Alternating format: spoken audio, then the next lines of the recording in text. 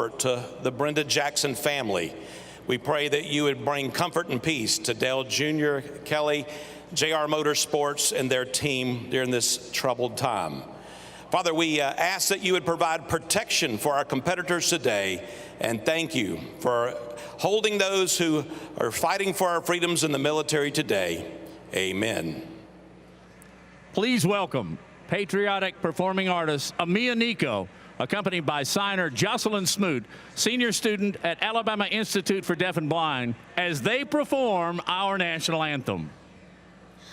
Oh, say can you see by the dawn's early light what so proudly we hailed at the twilight's last gleaming, whose broad stripes and bright stars through the perilous fight o'er the ramparts we watched were so gallantly streaming, and the rockets' red glare, the bombs bursting in air, gave proof through the night that our flag was still there. Oh, say does that star-spangled banner yet wave o'er the land of the free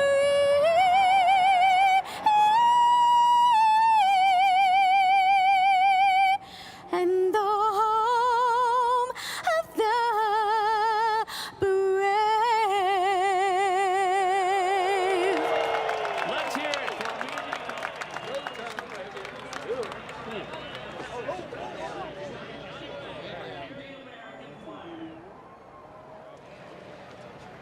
Hi, Steve. Stay loose, my friend.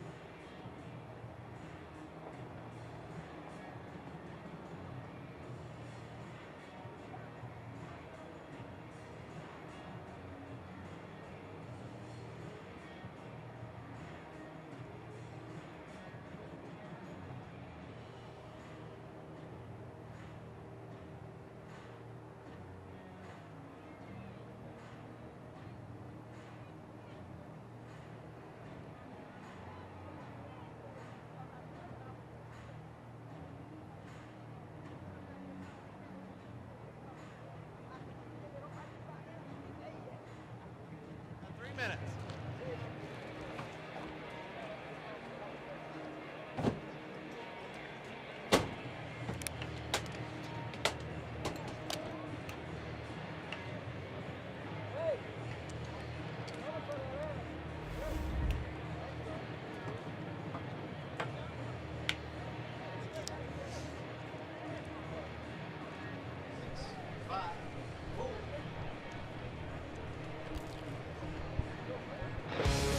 Fox NASCAR is live in Central Alabama. Today, the NASCAR Xfinity Series competing at Talladega Superspeedway for the 28th time. And what a gorgeous afternoon it is as these NASCAR stars get suited up and ready to go for 300 miles. Welcome into the broadcast booth, everybody, with a couple of winners here at Talladega. Kevin Harvick, Joey Logano. I'm Adam Alexander.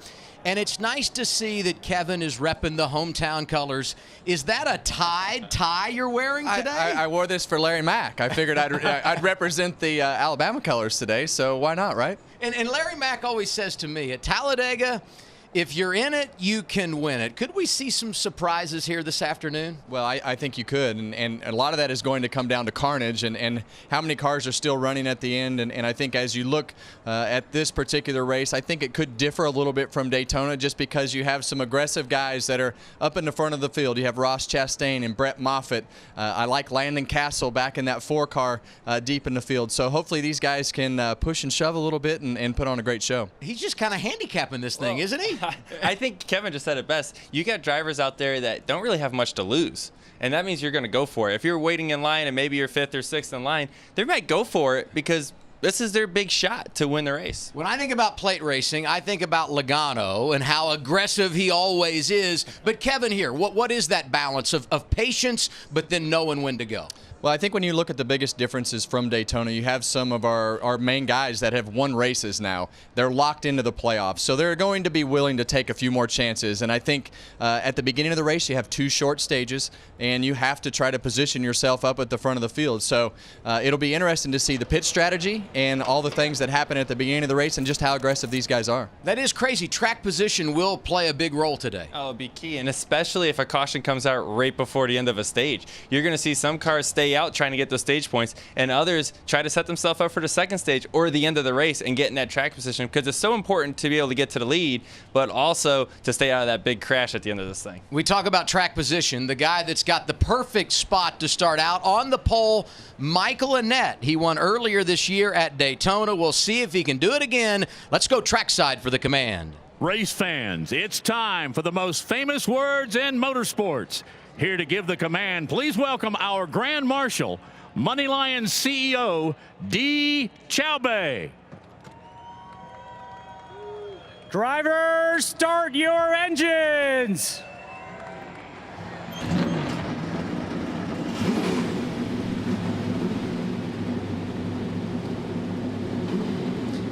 After a weekend off, it's time to do battle again. It's race day in Talladega, Alabama. It's race day here at Talladega. We just got done qualified in the top 10. Now we're walking to the driver's meeting.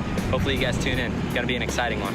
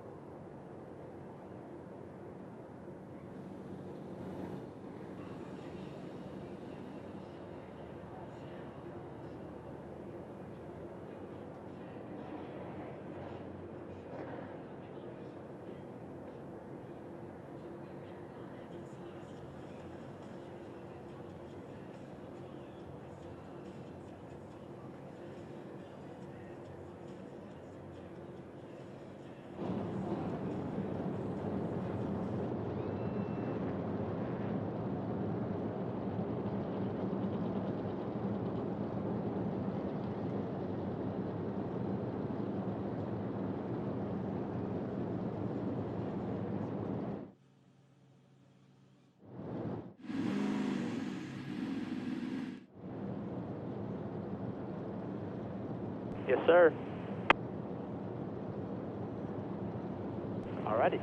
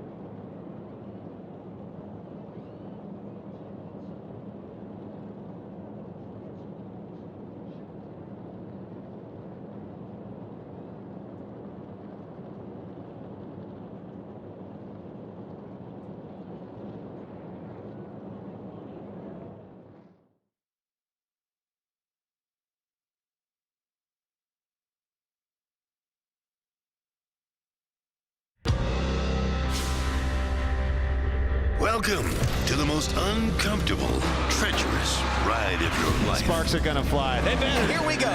Trouble on the track. This track doesn't care who you are or what you've done. Here is the checkered flag. Michael Annett. Second career victory, Christopher Bell. But if you can survive the chaos, They may crash at any moment right now. and absolute mayhem, then you have earned its respect.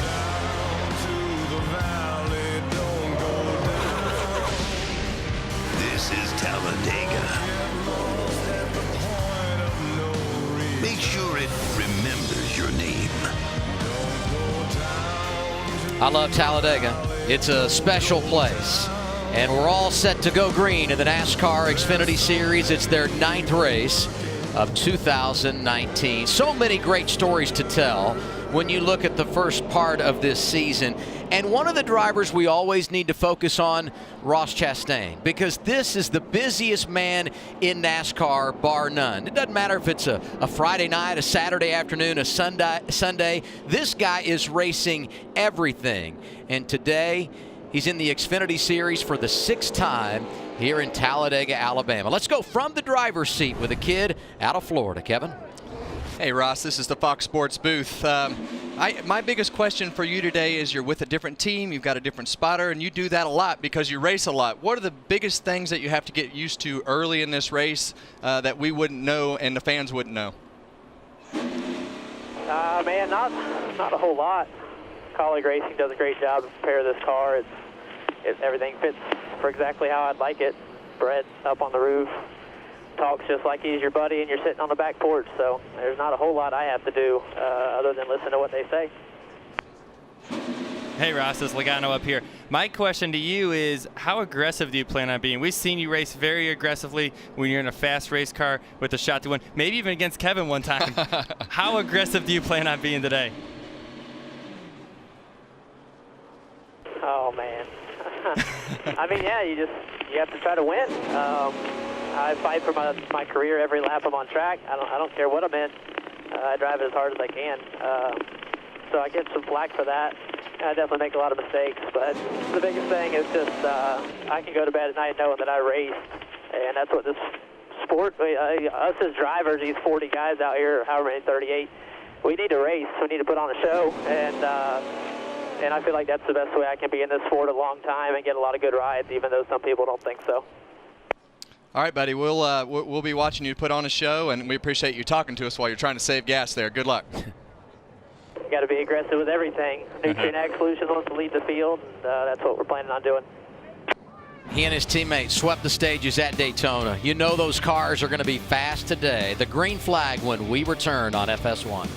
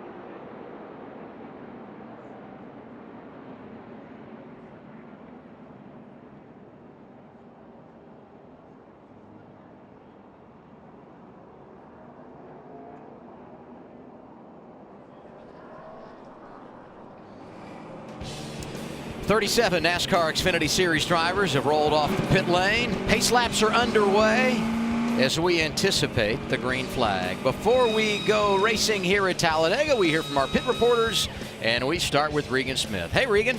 Well, good afternoon, Adam. You guys talked off the top of the show about who would be aggressive, who wouldn't be aggressive, and why they would or wouldn't be that way on the racetrack. Well, one of the drivers I can assure you is going to be extremely aggressive is that of Tyler Reddick. I asked him what he would do if this race goes single file towards the end and he's not out front. He said he didn't care if he had to clip cars and spin them out to get back to the front. He would do whatever he could. 5 straight top 5s for him. He's got plenty of points to get into the playoffs. He wants that win and that dash for cash now. Matt Yoakum?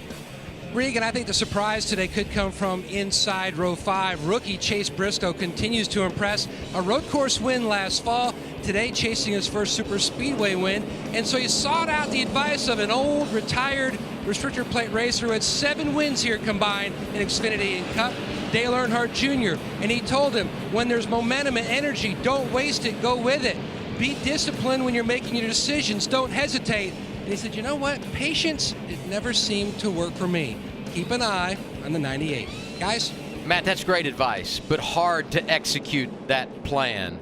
Let's take a look at the drivers that are going for an additional $100,000 today. Custer, Reddick, Allgaier, Cindric.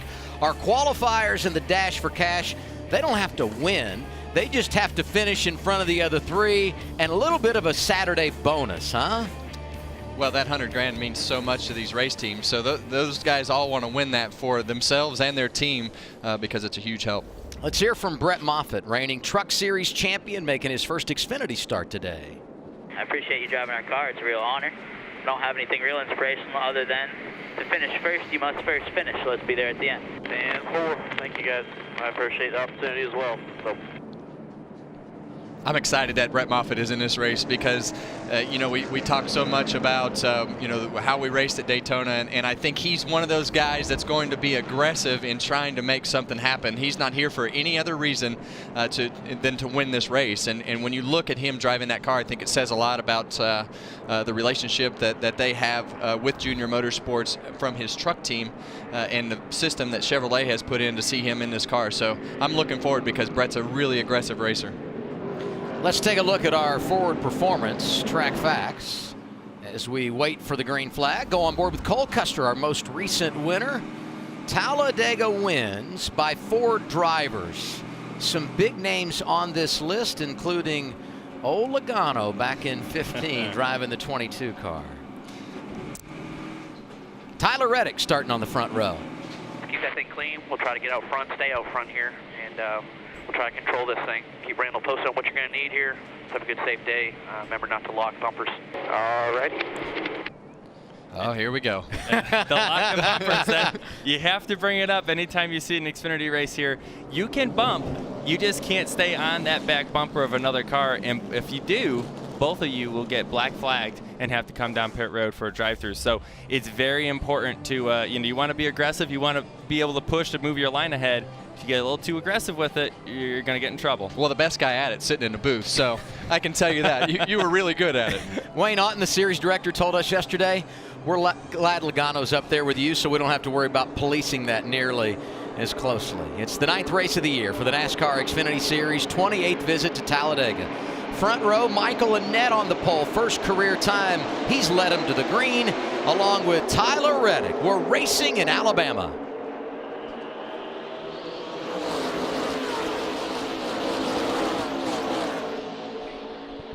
You see a very even front row taking off. That's because the 2 cars behind the front row were able to lock on and give a good push to get going.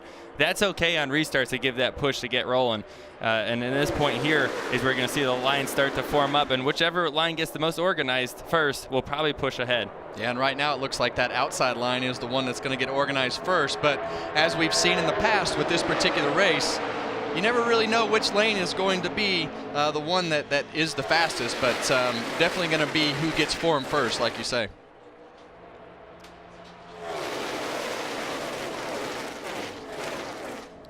Right here you see those 2 cars able to break free almost as Ryan Siegs gets to the outside of Michael Annett. That'll keep that 2 wide going for a while. Sieg in that outside lane, driving the 39. That team based out of Tucker, Georgia. This is kind of like a home game for them. They're not too far away from their race shop. Slides down into that bottom groove. White, black, red, number 8 in the outside lane. We talked about him, Brett Moffitt. There you see Greg Galding in the 08 and the Panini sponsorship, and those guys have done a great job at both super speedway races, qualifying well.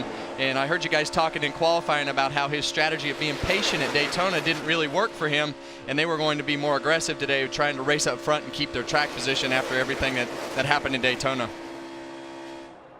Let's get a word from Matt on John Hunter Nemechek. They're on the move early. Started at the back due to an issue with the right rear tire. It had a small hole and it was going flat, so due to the rules they had to start at the back.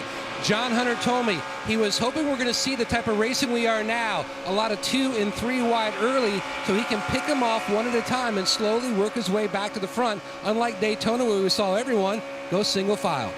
He's already in the top 15, trying to do what his Dad Joe did here on 2 different occasions. That's fine. Victory lane in the Xfinity Series. What do you say we go 3 wide?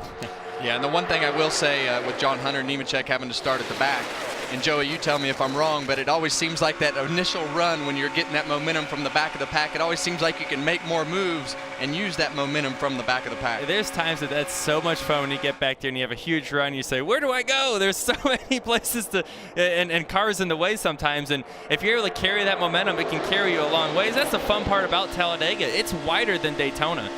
You can fit 4 wide around this racetrack. Not very comfortably, but you can do it, and that gives those big runs that you're able to form somewhere to go to make these passes. So you're able to pass maybe 10 cars in a lap. The thing is, you can also lose 10 cars in a lap as well. We see Tyler Reddick doing a lot of lane changing up there in the front, and early in the race here. A little bit here. He's letting you get out front. That's 2 back. Come back to the bottom. Bottom lane's closest here. 3/4 back. Half. 39 clearing your mirror. 2x2 half back behind him. And that spotter is so key. When you're the leader, you're trying to look at where everyone is in your mirror, but you can only really see the 2 cars that are directly behind you. The run is formed from 3 cars, 4 cars, 5 cars back, and that's where the spotter is able to see. And I always say, paint a picture. Tell me exactly what's going on so I can imagine that in my mind and know what's going to happen before it happens. That is the key part of trying to maintain a lead here at a super speedway.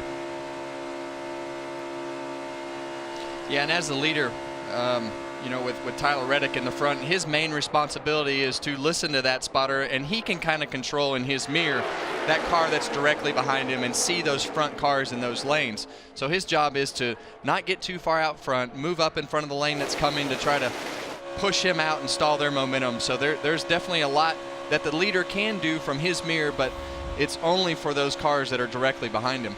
Michael Annett, we said, started on the pole. 20th after 4 laps. What's that all about, Regan? Well, actually, Adam, I wanted to touch on the spotters that we were just talking about. The 2 car of Tyler Reddick has Derek Nealon spotting for him right now on that race car. He was very adamant at the start of the season. He wanted Derek Nealon, who spots for a Ganassi car on the Cup side of things. Not normal to see spotters go from organization to organization like that. He was adamant about it. The team said, okay, you can have who you want. It's paying off right now. Boy, that chemistry and communication so important, especially here. 2x2, 1 back. Yeah, and it's important for the driver, and we were talking before the race, the 8 car has the same spotter every week, and it's as important for that crew chief nowadays to get the information, especially on the 8 car when you have so many different drivers, as to what is happening with their car, what they see, and that's the guy that the crew chief trusts as much as the driver in getting the information that he needs to adjust the car and where they're at. And right there we just saw an interesting move. Justin Allgaier just went to the outside of Greg Galding, out there by himself. It's a risky move to make. He was hoping he had a few more friends behind him, and maybe the lanes move up to where he can get a draft and get back in line, which I think he's going to be able to. But that was a very risky move, showing how Justin Allgaier really wants to get to the front right now. Chastain looking for the lead in that outside lane, now down to the bottom, looking inside of Reddick. This is for the top spot. And what Ross Chastain just did right there, he did kind of a fake. He went to the outside and he juked him and went back to the bottom to get to the inside. Once you get to the inside, then the race is on. But trying to break that plane and get to where you can side draft the other car and get to the lead is key. Trouble front straightaway as they come across the start-finish line. That's the 19 of Brandon Jones. Second here a season ago. Third at Daytona earlier this year, and was 10th when his Toyota got away from him. Here you see him down on the bottom. And that's easy to do right there. That very bottom lane of the tri-oval is a lot less banking than one lane up. And when you hang that seam like that, that car starts to unload the back, and he just wound up in a dead spot right there and just spun out. So much room here on the apron as you come across the start-finish line. He's able to save it, keep it down low. Doesn't look like there's much damage here. Yeah, it doesn't look too bad. And you know, when I was talking to my teammate Brad Keselowski after Daytona, he said these Xfinity cars were harder to drive than the Cup cars with the amount of downforce that's on them. You see how much they're all moving around through there. That tri-oval, a lot of time, is the most treacherous place to be. Look at this drone angle. I'm so happy we have that drone. I love those drone shots, and you know, I think as you talk about that tri-oval, you know, you have to get if you're going to run that bottom lane, you have to get below that seam and get that car set and try to keep that steering wheel set in the same direction all the way through the tri-oval, because you will have to start chasing it through there, and we've seen as many wrecks happen in that tri-oval as anywhere else. We only had 4 cautions at Daytona, already won, and we're 8 laps in here at Talladega.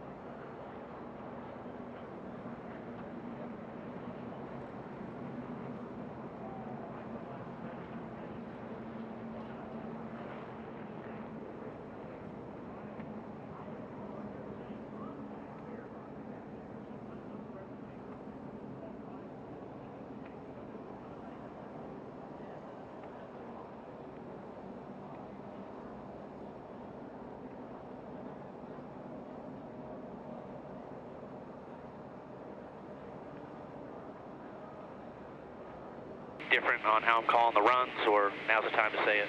No, you're good. My mirror's just shaking real bad. I can't see out the rearview mirror still. We tried to work on it, but I really can't. It's really hard to see, you know, what they're doing, like what Ross did there. So I'll try and work with it a little bit better.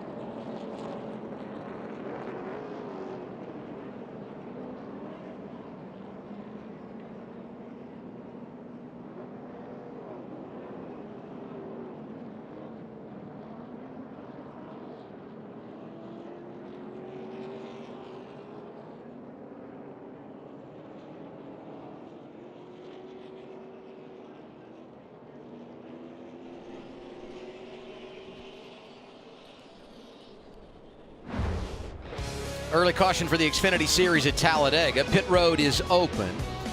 And I can tell that Joey Logano did his homework, because he said during the commercial break, can these guys make it from here to the end of stage 2? Pit road opens and we have some takers. So Allgaier and Bell. I'm not saying I'm smart enough to be a crew chief in any way. I just had a random thought there. I guess someone else was thinking the same thing. Well, and they're trying to position themselves for the end of this stage to try to get that track position for the second stage. So lots of different strategies, and definitely fuel is on one of those sides that you have to play. Right now it's NASCAR. Coming up next, Indians Astros, part 1 of our MLB doubleheader, takes us to the American League. Then it's over to the National League. Brewers and Mets tonight at 7. It's on FS1 and the Fox Sports app. And don't forget, Xfinity, not our final bit of NASCAR here at Talladega, 4:30 Eastern Time on Fox. It's Cup qualifying for tomorrow's Geico 500. Justin Haley going to be qualifying later, doing double duty this weekend. He's going to make his Cup debut tomorrow as he celebrates his 20th birthday. That's a big weekend. That's a lot going on in just a couple days. And Kevin, you know how it is when you run these double duty races and you got to run Xfinity, you get out of a race, you get ready to qualify for your first Cup race. There's so much going on. It's hard to keep everything separated on what's going on from car to car. Especially this weekend because they're drastically different in the way that they drive and the runs that you get. Haley nearly won the championship last year in the Gander Outdoors Truck Series. The man that got the title, making his first Xfinity start of the year today, Brett Moffitt. So who is this guy? Well, he's from Iowa. Knows all about racing throughout the Midwest. Got a home win there last year in truck competition. 10 K&N wins. Likes to be a part of the outdoors. And has enjoyed great success at all levels of NASCAR, but no doubt the highlight coming last November when he claimed the championship at the Homestead Miami Speedway, changed teams in the offseason, and I think his talent has been on full display in the last 18 months or so. Well, I'm going to show my age a little bit here and a little bit of his because it was 4 or 5 years ago when Michael Waltrip Racing and Brett Moffitt was in that Cup car, and I remember racing him for a top 5 spot at Atlanta. So Brett has definitely got the talent. He just needs the right situations and the right things to happen for him to get back up to the Cup level, because I believe he has the ability to do it, and I think today will be one of those scenarios that he can showcase his talent for sure. There were about 10 cars that pitted here under caution. One of them, Christopher Bell. What's the story, Regan? Well, Adam, they hit pit road twice here under this caution. The first time for fuel, they started to work on his radio. He's having radio trouble inside that race car. This problem dates back to yesterday. They had to cut their first drafting run short when we had the big pack out there because of a radio problem. Evidently, it's still not fixed. A second visit to pit road. Hopefully, they got it fixed this time.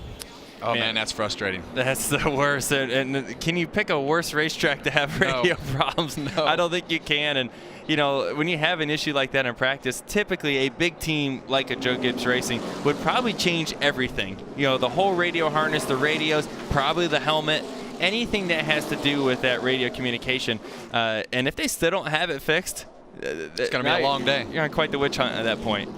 Coming off a frustrating night when they crashed at Richmond, finished outside the top 10. Tyler Reddick started on the front row, led the first 6 laps. Then Ross Chastain took over, has led the last 5, and he will be on point, taking the inside lane for the restart. We get it as we complete lap 11. Hang on, it's super tight. His help is tighter. Stay back up off him. Your help is 1 back straight line. Back down to him when you see his door. Break down tight. There you go. Roll up off. Keep the momentum going here. Make him chase you. 39's coming to you with a push from the 18. Your help's tightest. Stay up off him here. Stay up off him. Let the run roll. Let the run roll. Let the run roll. Still inside. Clear, clear, clear. 39's not clear yet behind you. 2x2, 1 back. Drag for me here. Drag 1.5. 1.5. Back to 1 here. Stay slide back in it. 39's clear in the mirror. Half back. Next car behind him's half back behind him. They're 2x2. Bottom lane is tight. When you hear the spotter say drag, he's actually telling you to drag the brake a little bit to back up to that car that's in second so that you guys don't get too far out in front of the pack to let those cars form that momentum and drive by you. A lot of coaching on the radio. What's the balance of that? What do you need as a driver?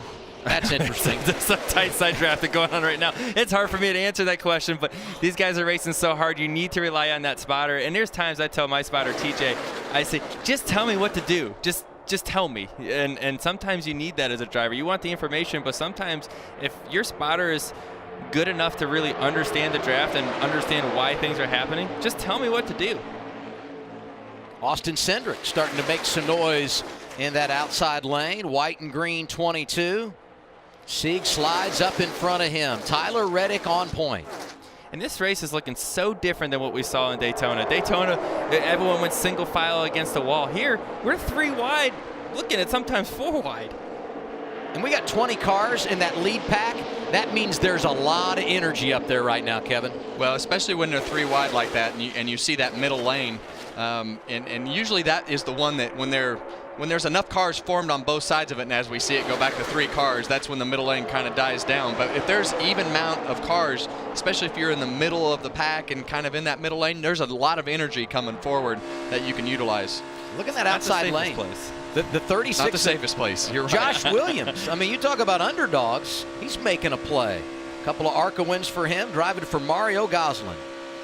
That's what Talladega is all about. You know, you're going to see the heavy hitters up front like you normally do, but every now and again you're going to see the underdog come into the picture and maybe grab a stage win, maybe grab the race win. That all can happen when you come to Talladega. Chase Briscoe, one of the drivers we talked about pre-race, 15th right now, Matt. 16 years ago, Timmy Fidoa finished 3rd in this very event, spotting for the 98 of Briscoe, and he told him right now, let's stay true to the bottom. With so much movement in lane 2 and lane 3, we might be able to make a lot of movement here. Well, right now there's not enough cars on that bottom lane to make enough movement, as we see the front part of that line shift down, and then it takes that bottom lane and puts it in the right spot. So, you know, it's just a matter of trying to time the lane changing and the momentum, and there's just a lot going on that's really hard to time out right to keep yourself up front. Sometimes it feels like when you're going down the highway and you're sitting in a traffic jam, you get in the left lane, that one goes backwards, you get back to the right lane, that one goes backwards, you just feel like you can't pick the right lane. Sometimes that's Talladega. You know a good sign of what we're going to see here today? The fact that those drivers that pitted are already right back inside the top 10. The track is fast today. We're going side by side on FS1.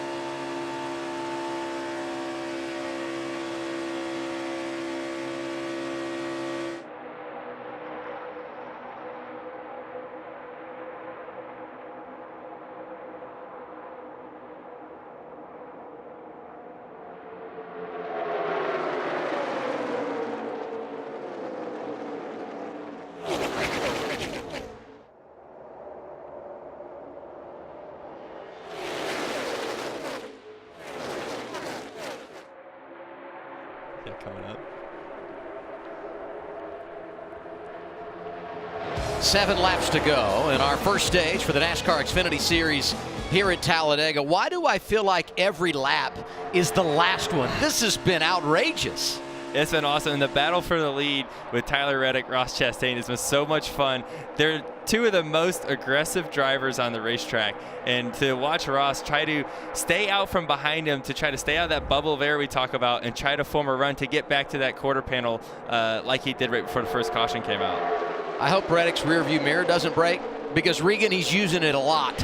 Well, he is using it a lot, Adam, and we talk about the importance of spotters. The mirror is the second most important thing in that race car. Take a listen to this radio that we just heard from Tyler Reddick. different on how I'm calling the runs, or now's the time to say it? No, you're good. My mirror's just shaking real bad. I can't see out of the rearview mirror still. We tried to work on it, but I really can't. It's really hard to see, what they're doing, like what Ross did there. So I'll try and work with it a little bit better. As if things weren't already tough enough in speedway racing, if he doesn't have that mirror, that's one more tool he can't use. And I can tell you from experience that is not fun here. Joey, I know you've had that happen as well at different times. Yeah, you want to be able to see what's going on, but we got a great view from where we are watching this race right now. I think we just saw Ross try to back up to Ryan Sieg to try to get a push, but his car's not very stable with the car right on his back bumper. This is going to be a fun last 5 laps at the end of the stage. Cindric getting a run in the outside lane. Right behind him, Christopher Bell, and I thought he was going around right here. Yeah, and you see the 23 car of John Hunter Nemechek offset to the left of that 20 with his left front headlight a little further over than the left rear headlight on the 20. That is not the place you want to push somebody. You want to make sure that you're offset to the right side of the car, so that's a pretty dangerous move. Remember, Bell pitted because he had the problems with the radio, and here he is in a position to get some stage points with 5 to go. Going to be 4 this time by. And he has fuel, I think, to stay out at the end of the stage, which would put him in some good track position as well. But man, we got a good battle. You see that Ross got underneath Tyler Reddick finally. Tyler's got Austin Cindric pushing him behind him. This is going to be a lot of fun right here. Yeah, the only thing that makes me nervous about all this is the side drafting that Ross does in the middle of the corner when he goes up the racetrack. And if Tyler Reddick tries to come down at the same time, might make for a mess. But right now they're putting on a heck of a show, and it's fun to watch. Yeah, you know how it is. You get someone right on your left rear quarter, and you get someone right behind you taking the air off that spoiler. That car gets really loose really fast. Nemechek coming back through the field. Matt? Just told his spotter that he's seeing the hand signals from the 20 of Christopher Bell about trying to lay off the 20 car, but he can't because he's getting such a push from the 7 of Allgaier. Oh, he can. Those pedals are on hinges.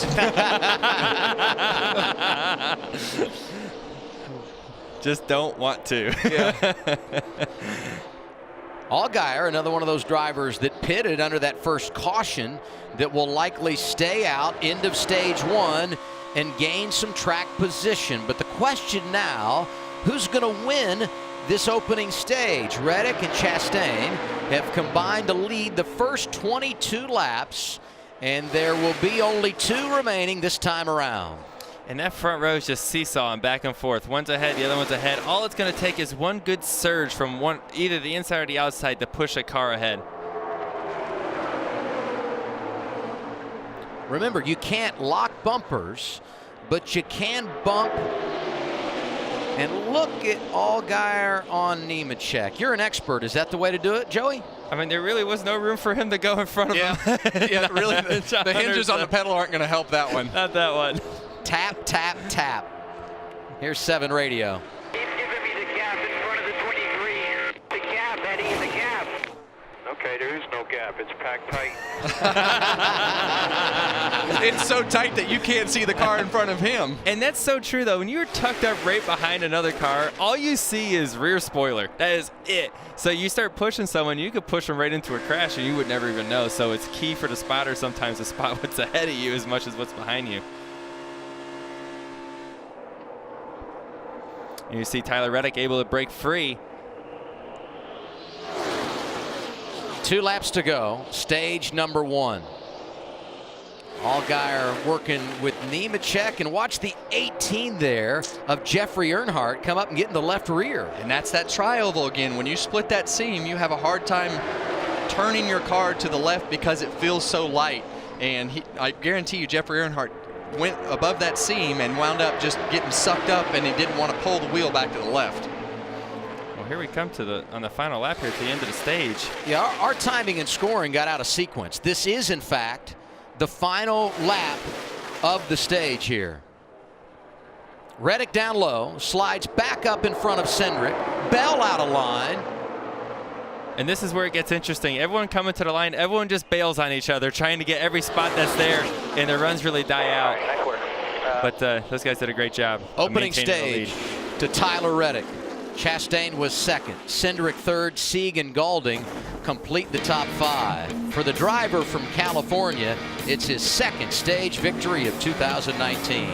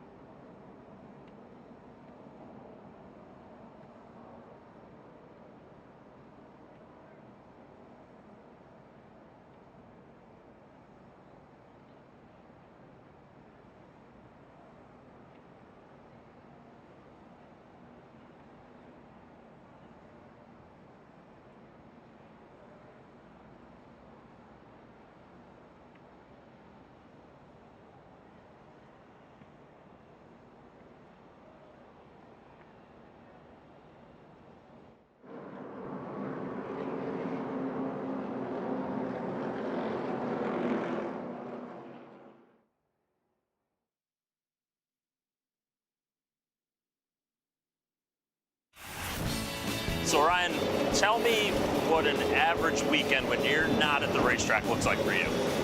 Usually, most of the time, going to the shop almost every day and coming home and playing with the kids. Do you have any toy cars? Maybe. Yeah. I think heard I something got about a 68 Camaro and. Oh, 68. So it's a nice one too. Yeah. Oh yeah. That one's been redone. I can drive it as a daily driver. So clearly you're a car guy. Everything evolves around cars, the shop, no matter what. That's where you're at. Yes, car guy for sure. So 3 kids. It's got to be busy around your house. Very busy. It's chaos. We never have any time to relax or calm down. You know what I mean? Helping the kids, and then it's time for bed. You're in there changing diapers all the time, doing the whole deal. Doing the whole deal, yeah. She is very, very Some dads, needy. I'm not going to mention any of them trying to get out of changing the diapers. Well, that's awesome, man. We appreciate you walking and talking with us. Yeah, appreciate it. Thank you. Great start to the year for Ryan Sieg, 31 years old, out of Tucker, Georgia, and I believe all 3 of his children are girls. He's got his work cut out for him moving forward. I know exactly what he's talking about when the work's done and it's time for bed, though. Hey, speaking of hard work, drivers getting it done today as well. Well, oh man. Yeah, and you know, you look at those, and those are big moments from inside the car, and everybody coming to the checkered here. And this is a great save by Ross Chastain. That is as close as you get to wrecking and saving it. Now to the visor cam.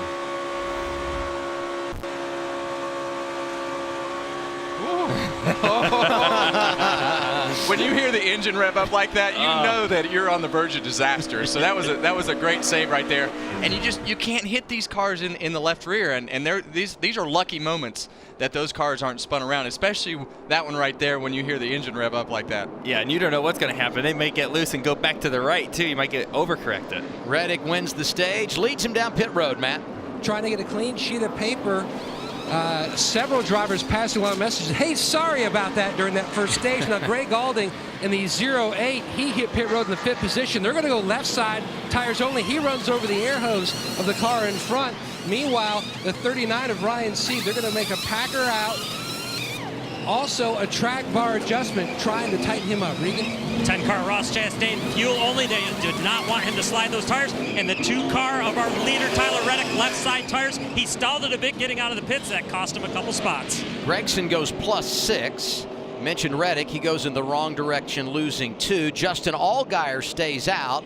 He will be the race leader. And our second caution of the day, free pass goes to Brandon Jones, who brought out our first caution of the afternoon. Yeah. What a cluster on pit road. Anytime you come down pit road and this car is taking 2 tires, no tires, probably 1 or 2 of them maybe put 4 on, you got cars coming in while you're trying to get out still, and there's not enough time.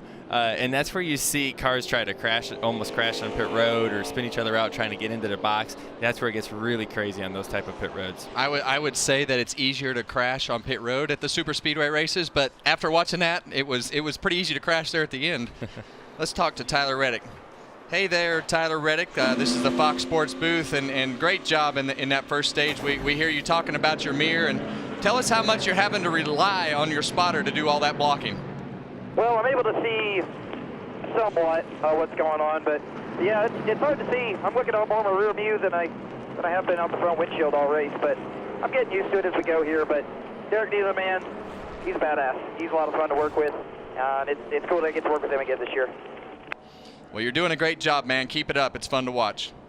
Hey, I'm having fun out here racing Ross and all these guys too, so I'm glad we're not single file. I'm glad we're mixing it up and having a blast. So are we, Tyler, and we did get a report that the 10 of Ross Chastain, too fast entering, and Reddick penalized as well, both speeding, so they're going to have to drop back. And here's what happened on pit road for Reddick. He's exiting, stalls it, and that's what caused the issue there. Allgaier leading when we return for stage 2.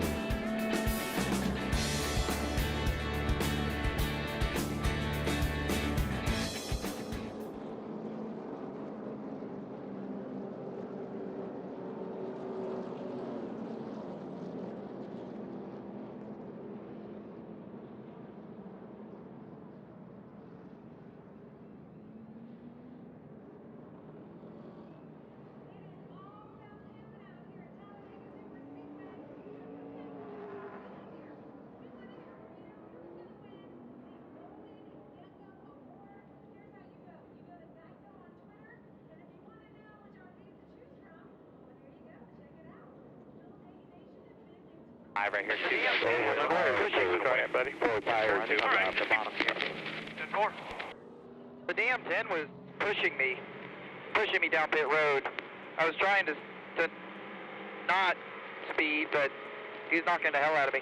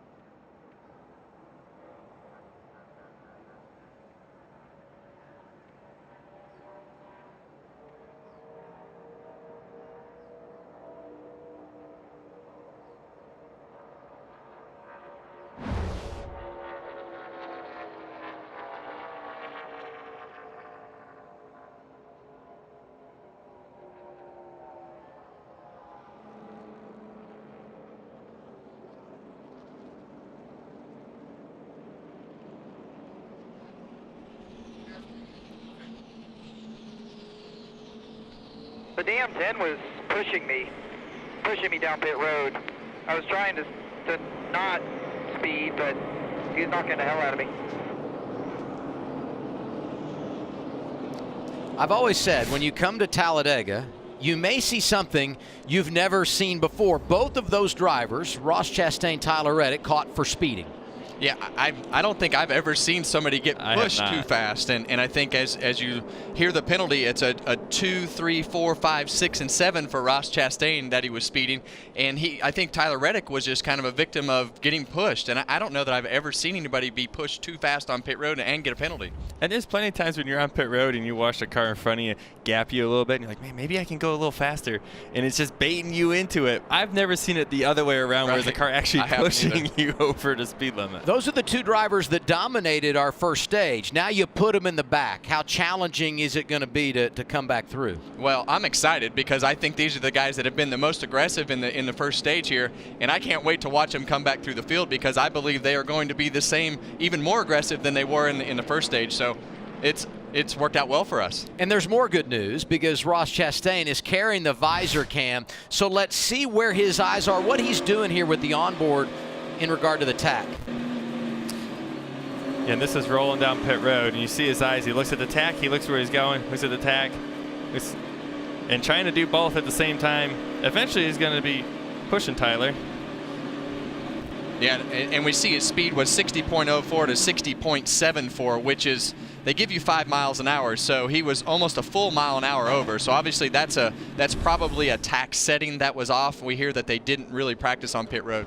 Justin Allgaier stays out. He's the only one. He'll restart on the front row with his teammate Noah Gregson. We're rolling in stage 2 at Talladega. Good push up top. On you, off up top now, even up. So this is one of the first times we've seen teammates up front. Noah Gregson, Justin Allgaier up front here, racing for the lead. I know they both want the lead pretty bad at this point, so it'll be interesting once they get single file. If they get single file, will those two work together to try to take control of the field? Yeah, and a lot of times you see that teammate stuff work out right on the start, where you have the top line be the leader and the bottom line let him in. So we didn't see any of that teamwork on this start between those two. Also want to pay off Justin Haley was caught speeding on that cycle of stops in the 11. He's another one of those we'll watch coming from the back. On board with Haley here, and right behind him, Ross Chastain, his teammate. Those two won stage 1 and stage 2 down at Daytona, the other plate race. And passing the first 15 or 20 cars after a penalty, those are the easier ones to get by. As you get closer to the front, it gets a little tougher. And here you see a car up in the wall. That's Brett Moffitt. Right in front of him. Down. He either brushed the wall or was up closer to the wall than anybody had been and threw a bunch of dirt up right there. Look at that silver 86 of Brandon Brown. And we understand he's been penalized with John Hunter Nemechek. They were locking bumpers. That is a no-no.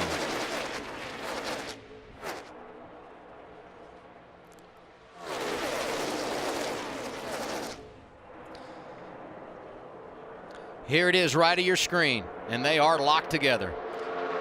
Yeah, and that's just unfortunate for John Hunter right there, because he's at the mercy of the car behind him. It's kind of like the pit road speeding penalty. You know, it's one of those situations where the front car doesn't really have any control, and it wasn't like they were really going anywhere. But that's just kind of one of the downsides to the can't lock bumpers rules, in my opinion. So I want to point something out here. You got two teammates up front. They started working together, and they've drawn it up to the top a little bit. And now the complex of the race is really just changing at this point. You see the bottom starting to thin out. Everyone's starting to just say, hey, I got to get up top before I'm too late. And it's really changing. If somebody like a Ross Chastain makes the move right now, it may help the bottom come back to life. Chastain Reddick already back inside the top 10 after serving those penalties, dropping to the rear on this restart, and they're peeking down in that lower lane just a bit there. Yeah, and he was fortunate that, you know, when he pulled down there, it kind of pulled that guy back, and he was able to slot into a hole that's kind of forming on this top single file lane.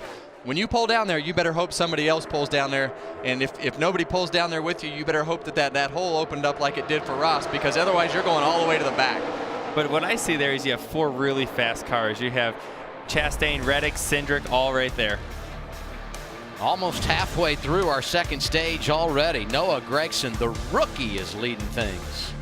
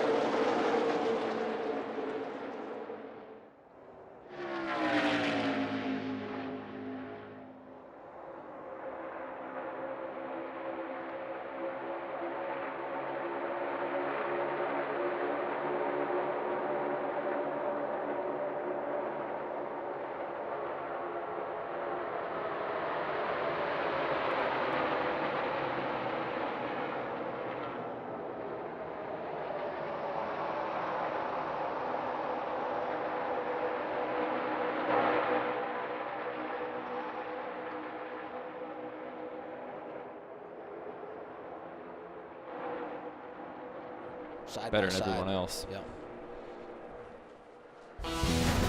Back at Talladega on this date, April 27th, 1973, Opryland Open in Nashville. Can't believe it hasn't been longer ago than that. How about the first mouse used for your computer? That was in 1981. 2006, construction of One World Trade Center began in New York City. And 2013, you remember this victory, Kevin, at Richmond? Yeah. That was a fun night. Like the two of you ever forget when you win, huh? That was a good one because we restarted 7th with 2 laps to go. Tires matter at Richmond, Joe. I was right behind you. Yeah. I remember that race now. I finished 2nd. Or maybe it was 3rd, 2nd or 3rd right there. That's almost as epic as the last time Earnhardt won here. He went from 18th to the lead, right? And I guarantee you that Matt Yoakum probably used one of those mouse on his computer. He might still have it. He might still have it. I think I saw him using it today, making his notes for the race. 10 laps to go, stage 2. Cole Custer's fourth. We're in a pretty good spot here. Somebody jumped to the bottom later in the stage. We can probably go with them. Yeah, 10-4. I'm trying to watch the 10. He acts pretty antsy, and Reddick's behind him. He took a couple looks that didn't work earlier. I'm just watching him here. That sounds good. Let's fire up that bottom lane, get aggressive toward the end of the stage. Well, this is the point of the race where you start to come up with a game plan. And maybe a plan A, a B, and a C. And saying, okay, who's around me? What do I think's going to happen? If this happens, what am I going to do? And you start thinking about this stuff over and over because you know you got 10 laps to go before the end of the stage. And at some point at the end of the stage, you have to think that Ross Chastain is going to pull out a line and try to make something happen. And do you go with him? Do you not? All that's going to have to come into play. Those drivers highlighted in red going for a $100,000 bonus in the dash for cash. One of them, Austin Cindric. In front of me are the most willing to go to the bottom, hands down. Telling them I'm only willing to go at 1 to go. Copy that. Mark's going to see the 20 and the 19 are going to stay together, try to go as well, the 2 behind us. That's the best part. Everybody talks about wanting to go to the bottom, and you're like, all right, let's do it. And you pull down there. Nobody. See you later.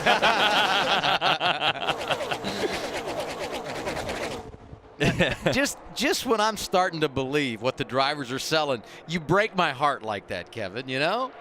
Well, that's the other thing too. When you're talking about these plans, everybody hears them, so everyone knows when it's coming because you have everybody scanning just like we can and listen. Everybody else is doing the same thing, and they know when it's coming at you. Here's the interesting element: top 2 teammates, 3rd and 4th teammates, guys 5th to 7th teammates. That could play a role in what we see in the closing laps of our second stage.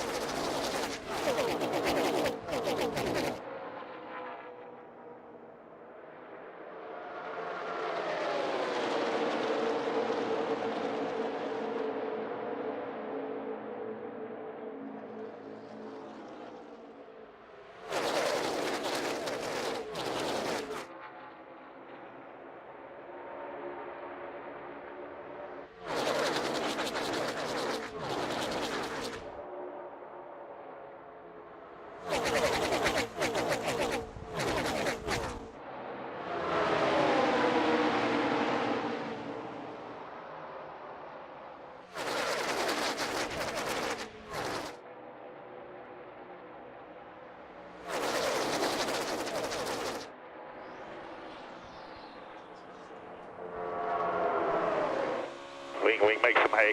I don't care about stage points, man. That's not what we're here for. Yeah, copy that. I just don't want to go to 25th with 0 help. And those guys all want stage points, which is their incentive to not screw up now. It's also their incentive at the end to go for them. So we just kind of got to play their game and use them as pawns, I guess. This is an opportunity race for Ross Chastain. He's 32 points below the cut line. He needs a win to get in the playoffs. Aggression, the name of the game for him, and you saw Reddick pull out a line to no avail back to the top. Well, that's where enthusiasm meets, reality. Reality, yeah. and that's the voice of reason that the spotters have to be sometimes, because we get in there and we're like, I want to go. I want to go now. I saw Reddick go to the bottom, but look what happened up top. A little bit of a kiss there. Got a little, and that can happen a lot of times when you're tucked up that tight. You can't see the wall. And it looks like he went to the bottom. Maybe he was worried about something after that. Almost fearfully he couldn't get back in line. Yeah, it looked like, I couldn't tell, but it looked like something on the right behind the right front tire was flapping. Give him a little room, and then, I don't know, that was weird. it kind of almost looks like the bumper and the fender on the flange fit bodies almost look like it's separated a little bit on the right front of that car. You know, he scored points in every stage this year. Won stage 1, but right now Reddick 11th. We'll have 3 laps to go when we come back by the start-finish line this time. Yeah, and sometimes you look in the mirror and it's just like when you're driving down the road. If you aren't paying attention 100%, you kind of go with your eyes and you go to the right, and next thing you know, you scrape the wall a little bit. I've done that. I don't know about you. You scrape the wall going down the highway? No. Look at. Well, I've done the part where I'm not paying attention driving down the road on the highway. I've never scraped the wall. Well, now it's going to start picking up, right? Now you got all these plans going on. Everyone's talking about what they're going to do. We got 3 to go, really 2.5. We're coming to take the 2 to go here.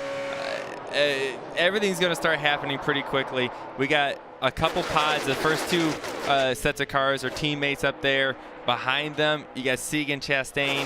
You have Cindric and Bell. It's going to get interesting what's going to happen. And this pack's getting smaller, so your risk isn't as bad right now. Especially the further back you are, you might as well go for it, because what are you going to lose? 2 or 3 spots? That's not too big of a loss for the gain that might be out there if you're willing to make the move.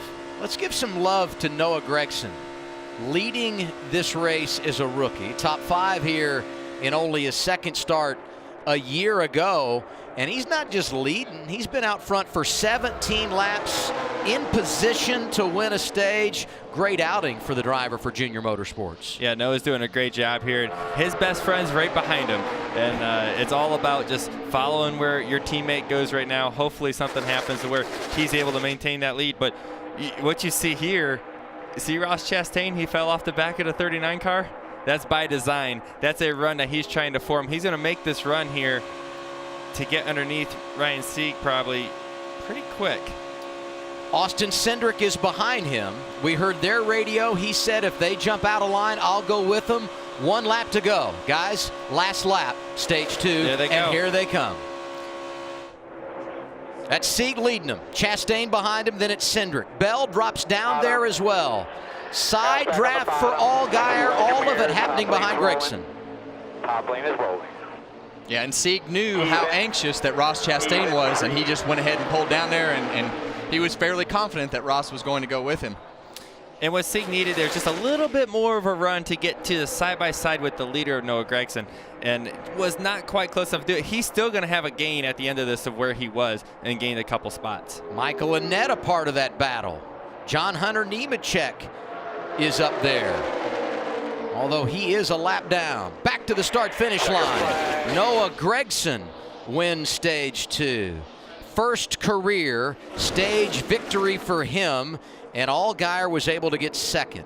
The rest of the top 5, Sieg, Briscoe, and Chastain. And something I see right there, all that garbage on front of the grill there, when you're the leader, you get all that, you pick up all the trash, and you see he's overheating. There's smoke coming out of the overflow there. A great stage 2 for Junior Motorsports, a 1-2 finish. And as we go to break, we send our condolences to everyone in the Junior Motorsports family. Brenda Jackson passed away this week. Our thoughts and prayers are with the family.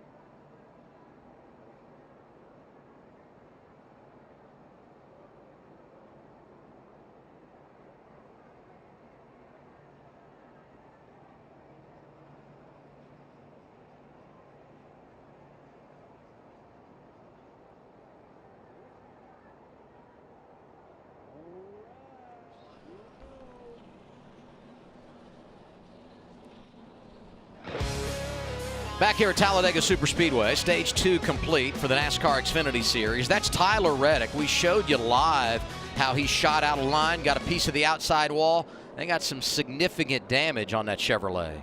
Yeah, I think that the biggest problem is it looks like it knocked the crush panel out of it. When you see the front fender, it's broke as well, and it's caving in at the door, so that's not going to get better in my opinion, Joey.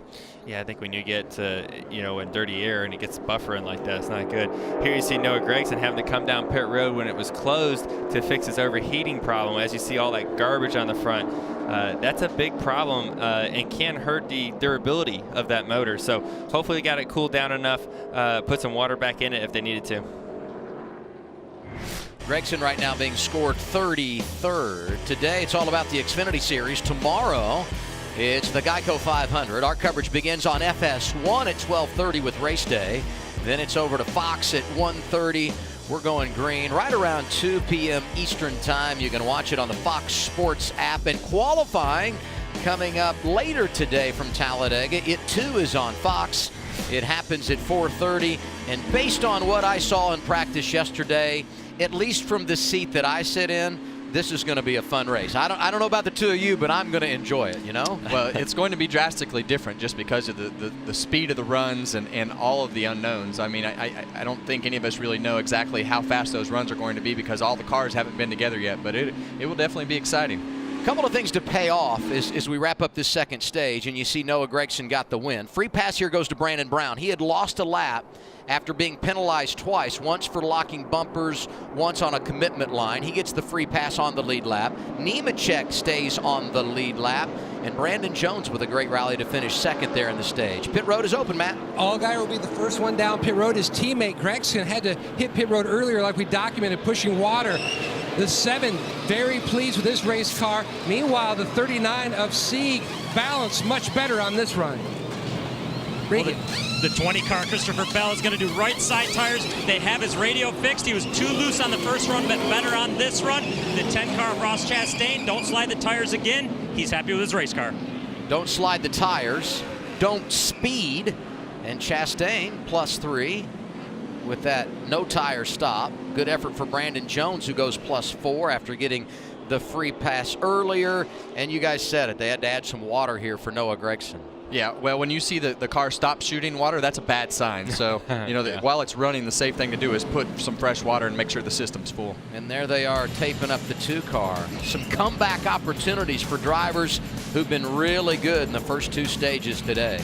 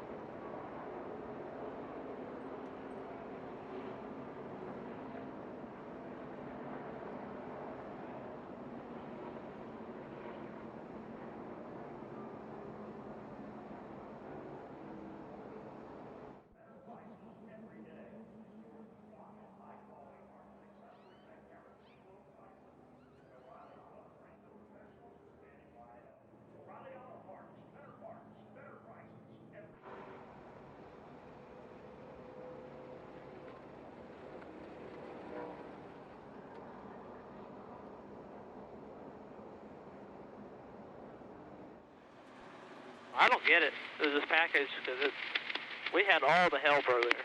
Yeah, I mean, it just proves that it ain't where to be. You got a teammate, you got all the help, and once they get tandem on that outside, they just drive right by you, which they did end up black flagging guys for that.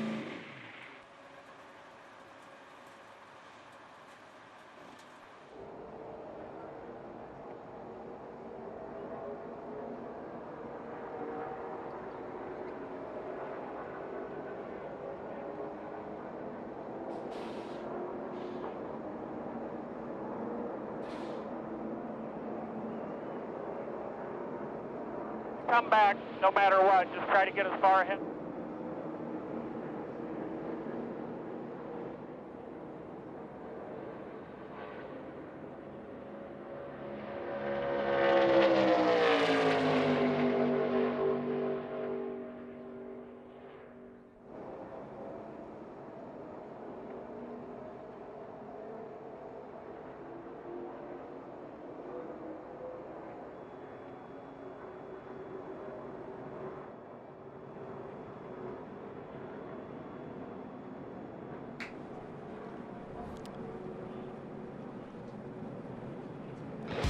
Just about halfway home at Talladega for the NASCAR Xfinity Series. Ready for the final stage. Let's give to you our Xfinity fastest pit stops. Who's delivering on the pit lane? Ross Chastain, 5.5-second stop. He'll be the race leader when we go green once again. He's going to take the outside lane.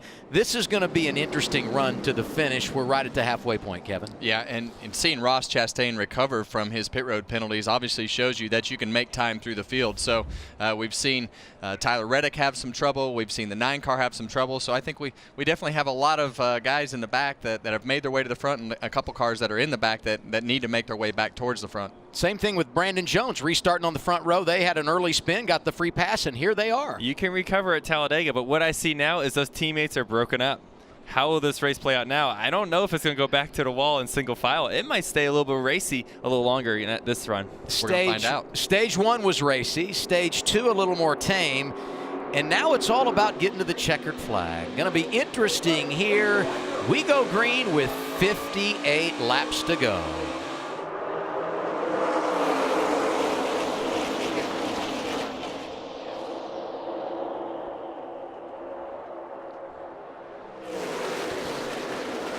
Still inside, barely bumper.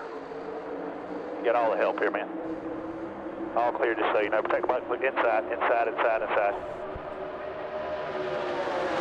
One back to your help. Neither one of us has help by one. Still outside. Woo! 2 back to our help. There's a couple of dirt racers there, Bell and Briscoe.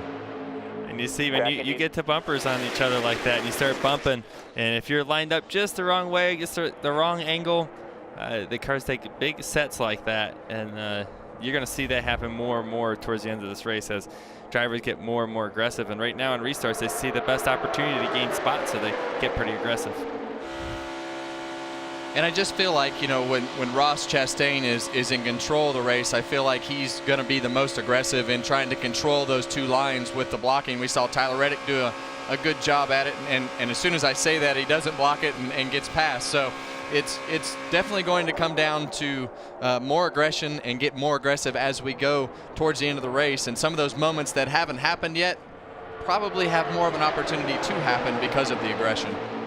Brandon Jones trying to get the lead here in that bottom lane and receiving help from the one of Michael Annett, who started on the pole, dropped back, and I think Annett going backwards early in this race was by design. He's got a fast car, and he's returned to the front. And this was our first caution of the day. Brandon Jones went a lap down, and now he's leading at Talladega. How about that? First caution, next thing you know, you're in the lead, possibly can win the race. Not a bad recovery. Well, now we see Michael Annett has been able to get in front of Ross Chastain, and I believe that's a really good spot to be. I think Ross is going to be one of the better pushers if we get towards the end of this race. I think he's going to be one of the more aggressive guys that can help you make time and stay out front. What did they hit there? Did you see that debris go flying? It exploded, whatever it was. It's almost like a water bottle. It looked like water was evaporating in the air. That was very bizarre as they went into turn 3. A lot of drivers throw their water bottle out the window. I know that's littering, and you shouldn't do that, but a lot of times I see water bottles on the racetrack after a restart. Yeah, maybe someone threw it out under caution, and then someone hit it there. Michael Annett won at Daytona. First career win. Led the final 45 laps. On the pole today. Dropped to the back early. Took care of his race car. Out front now, but Ross Chastain hunting him down. Get 10 out front, bud. Nose inside. Clear. 10 back up with you, 11 with him. You're all clear. Pull down followed by 3 top. 2 top. They're going to close back to you, 10 and 11. Close it back to you, looking top, half back top, clear, clear. I just love how Ross Chastain is not okay with second place. He does not want to ride. He wants to get in the front and take control of this thing, and it's so much fun to watch him move from lane to lane, trying to get the push, trying to get underneath Michael, and that's a lot of fun to watch. Well, the amazing part to me is that we're back to 3 wide, and we just came from single file against the wall, and there's no rhyme or reason to the way that it happens. For me, anyway, I can't quite figure it out. And Joey, you might be smarter than me and have it figured out, but it's definitely a lot more fun to watch when they're 3 wide. I'm pretty sure I'm not smarter, but the only thing I notice is that there's just not teammates up there. Yeah. And that's kind of all I've noticed at this point. But, man, they are getting racy and aggressive. And you see Justin Allgaier just go down the center there and just forcing his way towards the front, making holes, trying to get his way up there. I look at our top 10. At least 6 or 7 of those drivers have had some kind of problem today. Joey, you said it a while ago. You can come from behind to win a race at Talladega. 53 laps to go. Annette, Chastain, Bell, Earnhardt, Nemechek, your top 5. It's getting good at one of the greatest tracks on the NASCAR schedule, Talladega Superspeedway.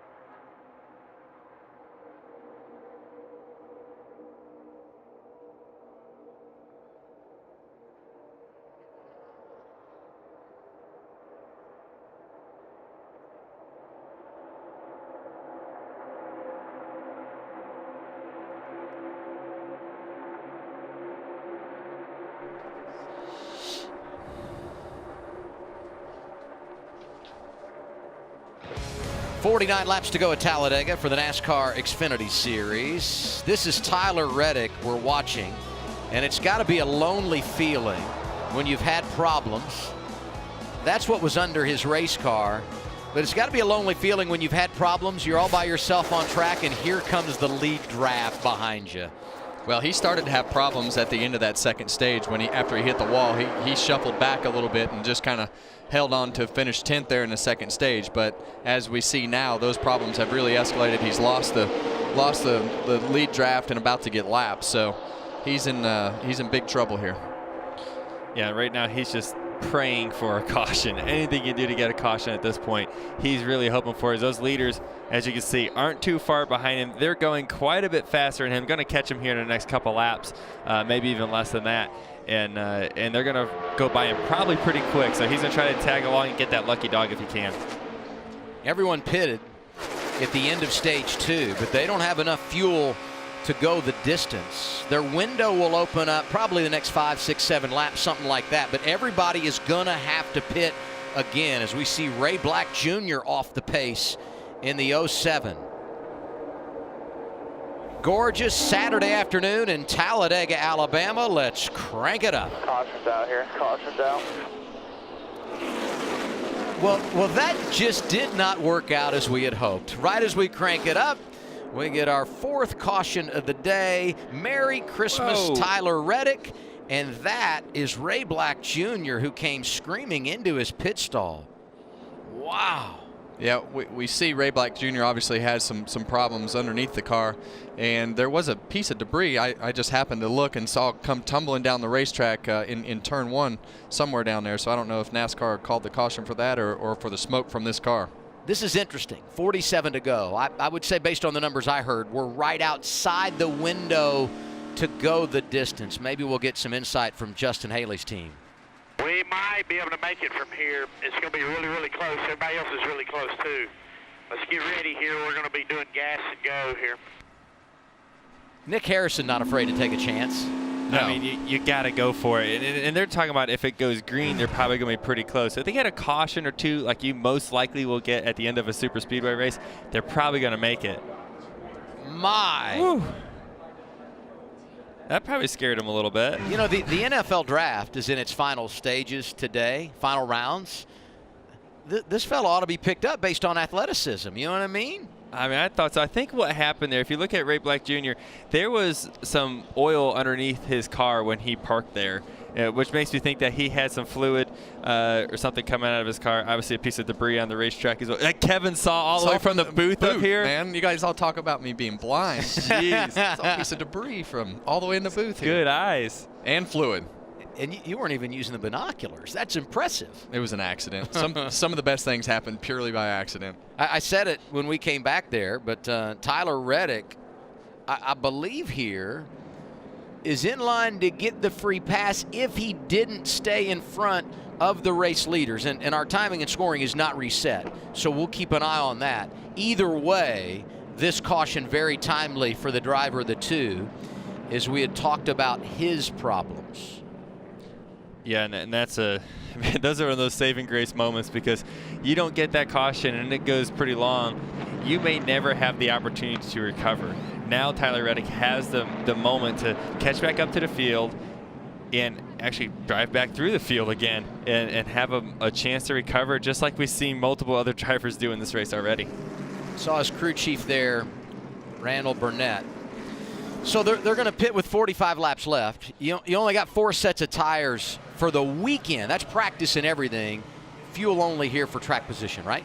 Well, the way that the race has gone, I think you have to keep your track position. So I think that's what you're going to see everybody do is probably do fuel only and keep their track position the best that they can. So this comes down to some of the conversations that we've had about Kyle Busch. Who can do the details the best of getting down pit road, into their pit boxes, get the fuel in the quickest, and take advantage of a pit stop. And where this is going to get crazy is they're not going to be in their pit stalls very long. So this car is going to be coming by them while they're in their pit stall and trying to get out of their pit stall. So it's going to get very hairy as you see cars start to leave their boxes, as other cars are still rolling in. 32 cars on the lead lap. Tyler Reddick was on the lead lap. Free pass went to Alabama's own Mike Harmon. And it looks like everybody is going to go fuel only, and we will see who's the first off. Michael Annett was the leader, but Christopher Bell executing on pit road with Jason Ratcliffe in the crew. He goes +2, and he will be out front. Annette Earnhardt Chastain Cindric, the order off of pit road. 45 laps to go. We're live in Talladega, Alabama.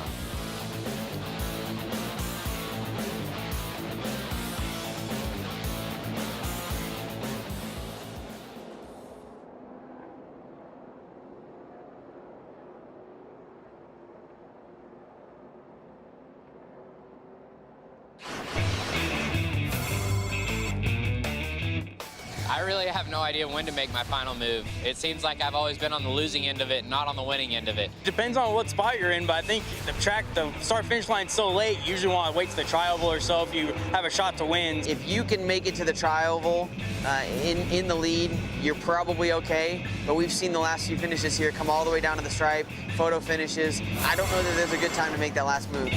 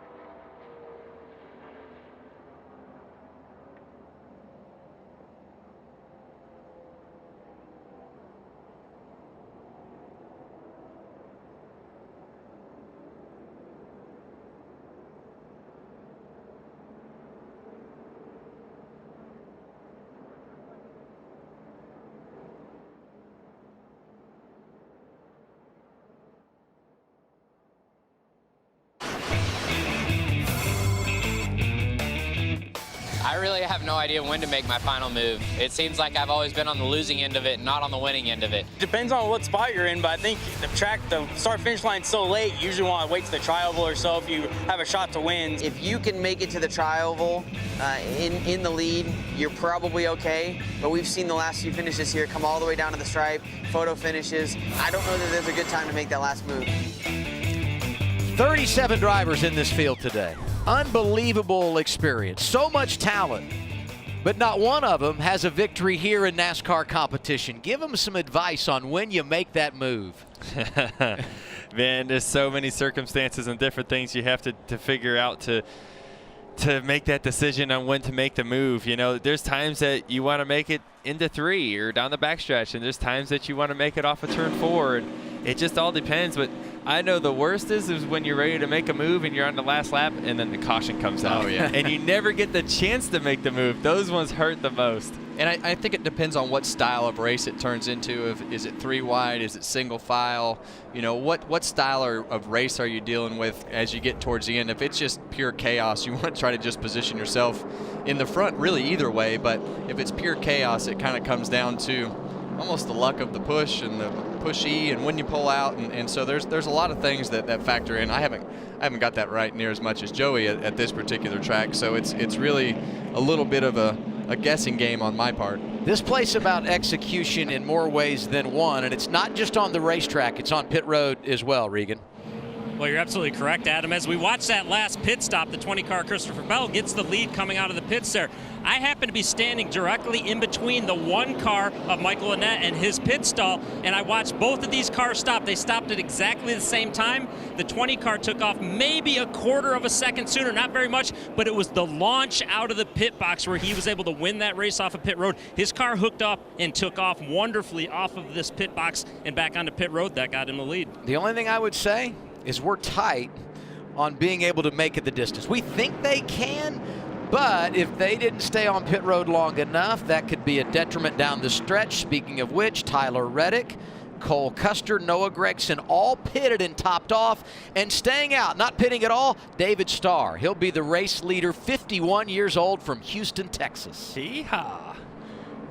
That's going to be interesting. But to see Christopher Bell leave pit road like that, there's so much races that have to happen on pit road to position yourself to try to win this thing. And that's just a fuel-only stop. So getting into your box quick and all that, but obviously engaging the fuel can, getting the fuel, that's so important. But then also being able to launch and get that spot like Christopher was able to do is really good. We told you tomorrow's race, the Geico 500 on Fox, 1:30 Eastern time for our coverage. We're also on our social channels. It's the Fox Sports Hot Pass Hangout, Facebook, Twitter, YouTube, and all the other avenues, including Caffeine TV. We start there at 2 p.m. Eastern. It's Caitlin Vinci, Michael Waltrip, and Regan Smith. It'll be entertaining. A different way to watch a race. It's tomorrow at 2 Eastern time. But right now, it's all about the Xfinity Series. Going to be 42 laps to go. What's the over-under on how many more cautions we're going to have? There's going to be at least a couple, don't you think? I think there has to be a couple, but it just depends on how much they stay packed up. David Starr takes the outside lane. Bell, Annette, Earnhardt, Chastain, Cindric, the other drivers up there with him.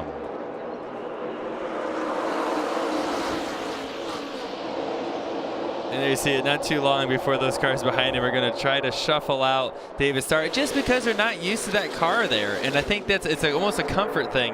And you see how that splits up the whole pack. Is the most unorganized restart we've had so far. So you're going to see some big runs because of that as these cars close up. Bell slides up in front of Annette. Chastain getting out of line. Dicey already. Look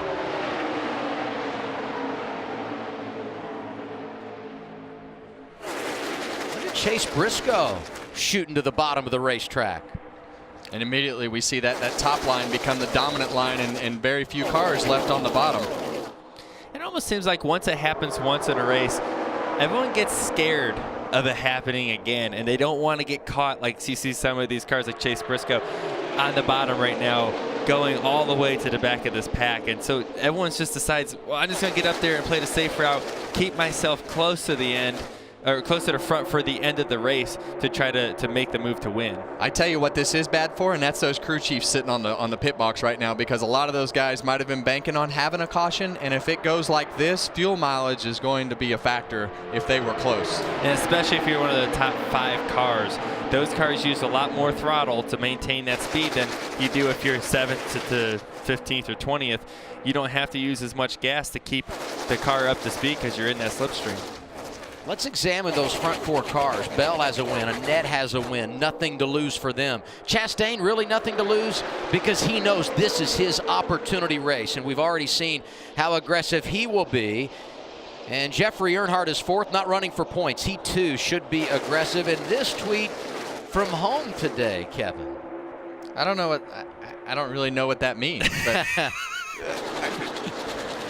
yeah.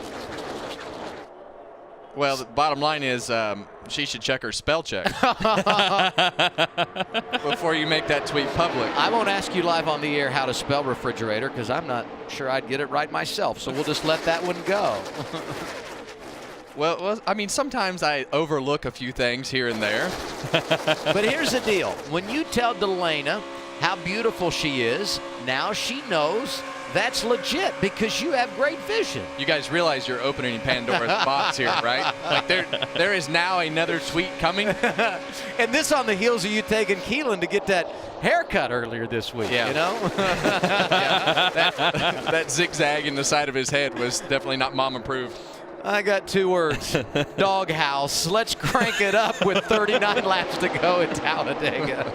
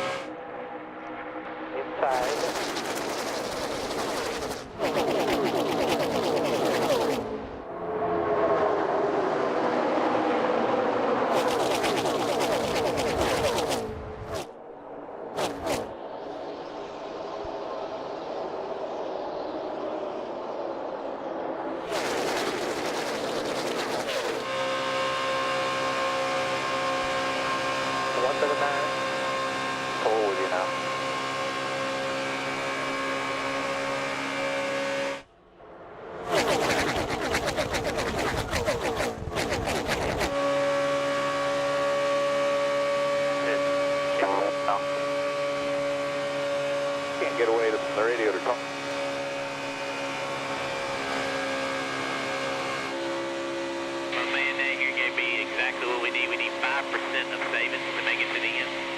For what me and you need to know, we need to run about 90% or less for the next 15, 20 laps.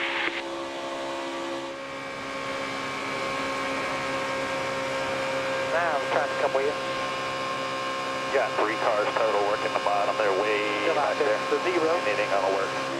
They're behind the zero. The 00, keep trying to get that bottom lane to work. And we get like 1 or 2 guys to come with them for a hot minute.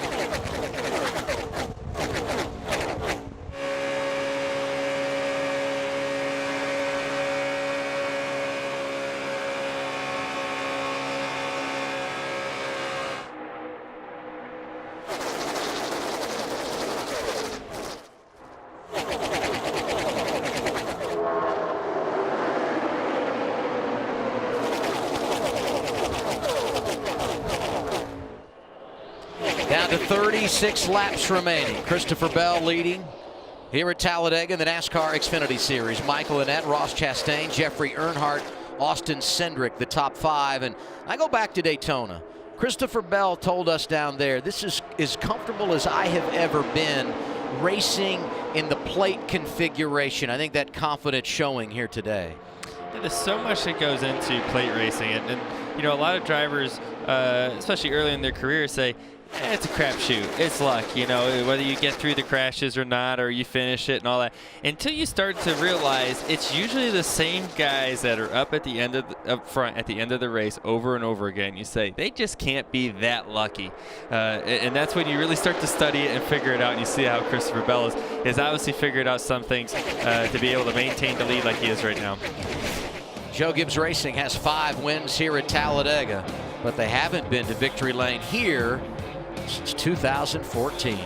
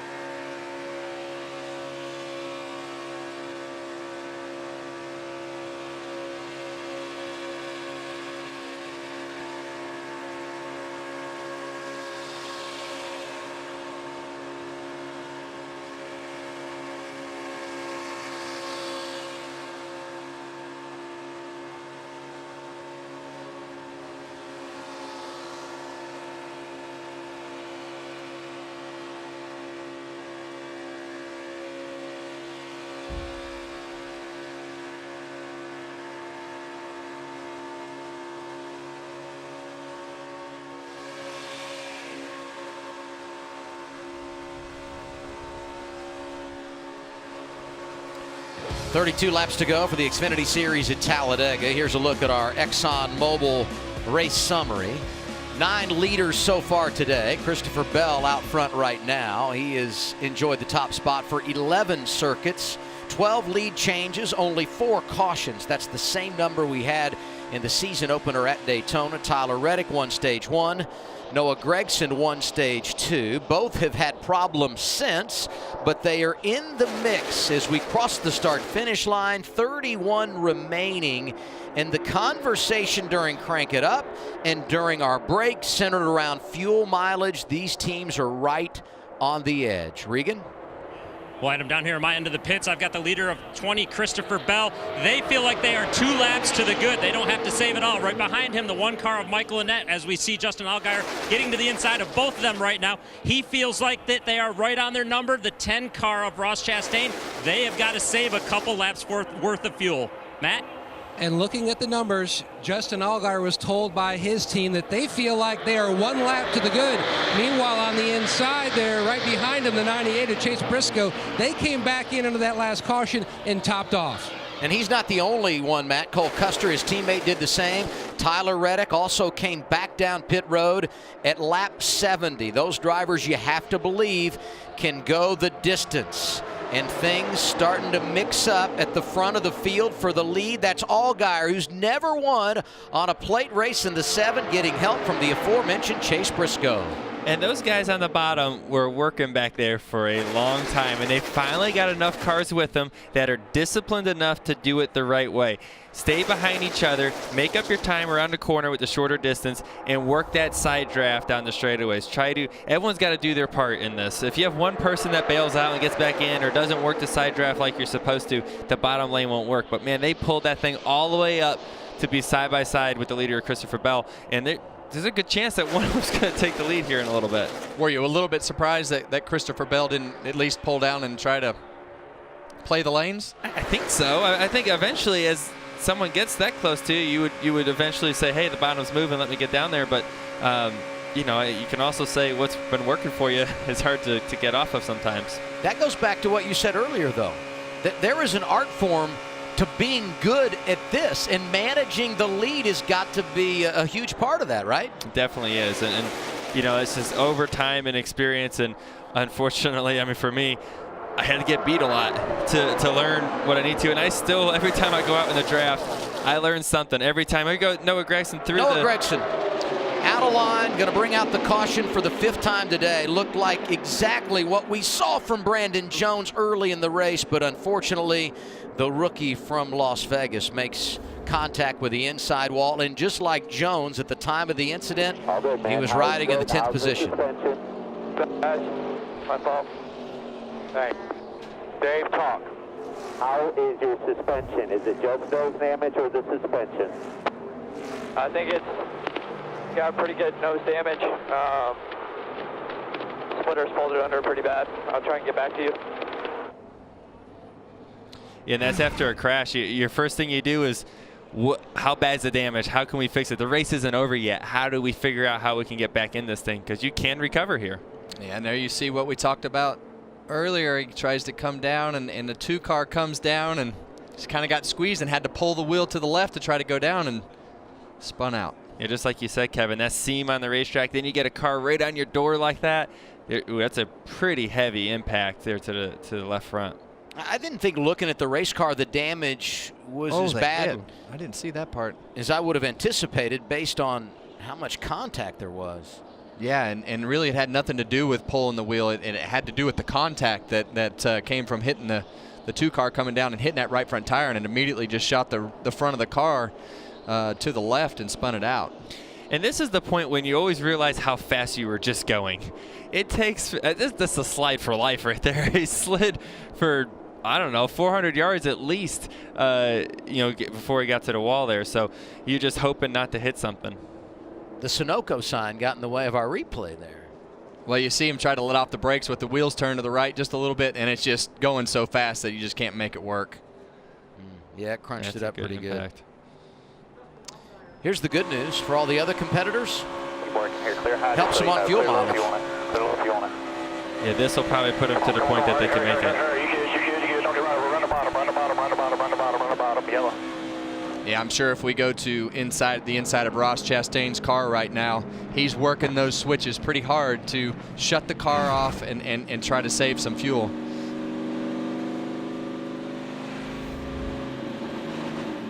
Yep, there he goes. And at that point, all they're doing is just shutting the motor off, not burning fuel, pop starting it back off the clutch, and you're probably going to see the whole field doing this right now.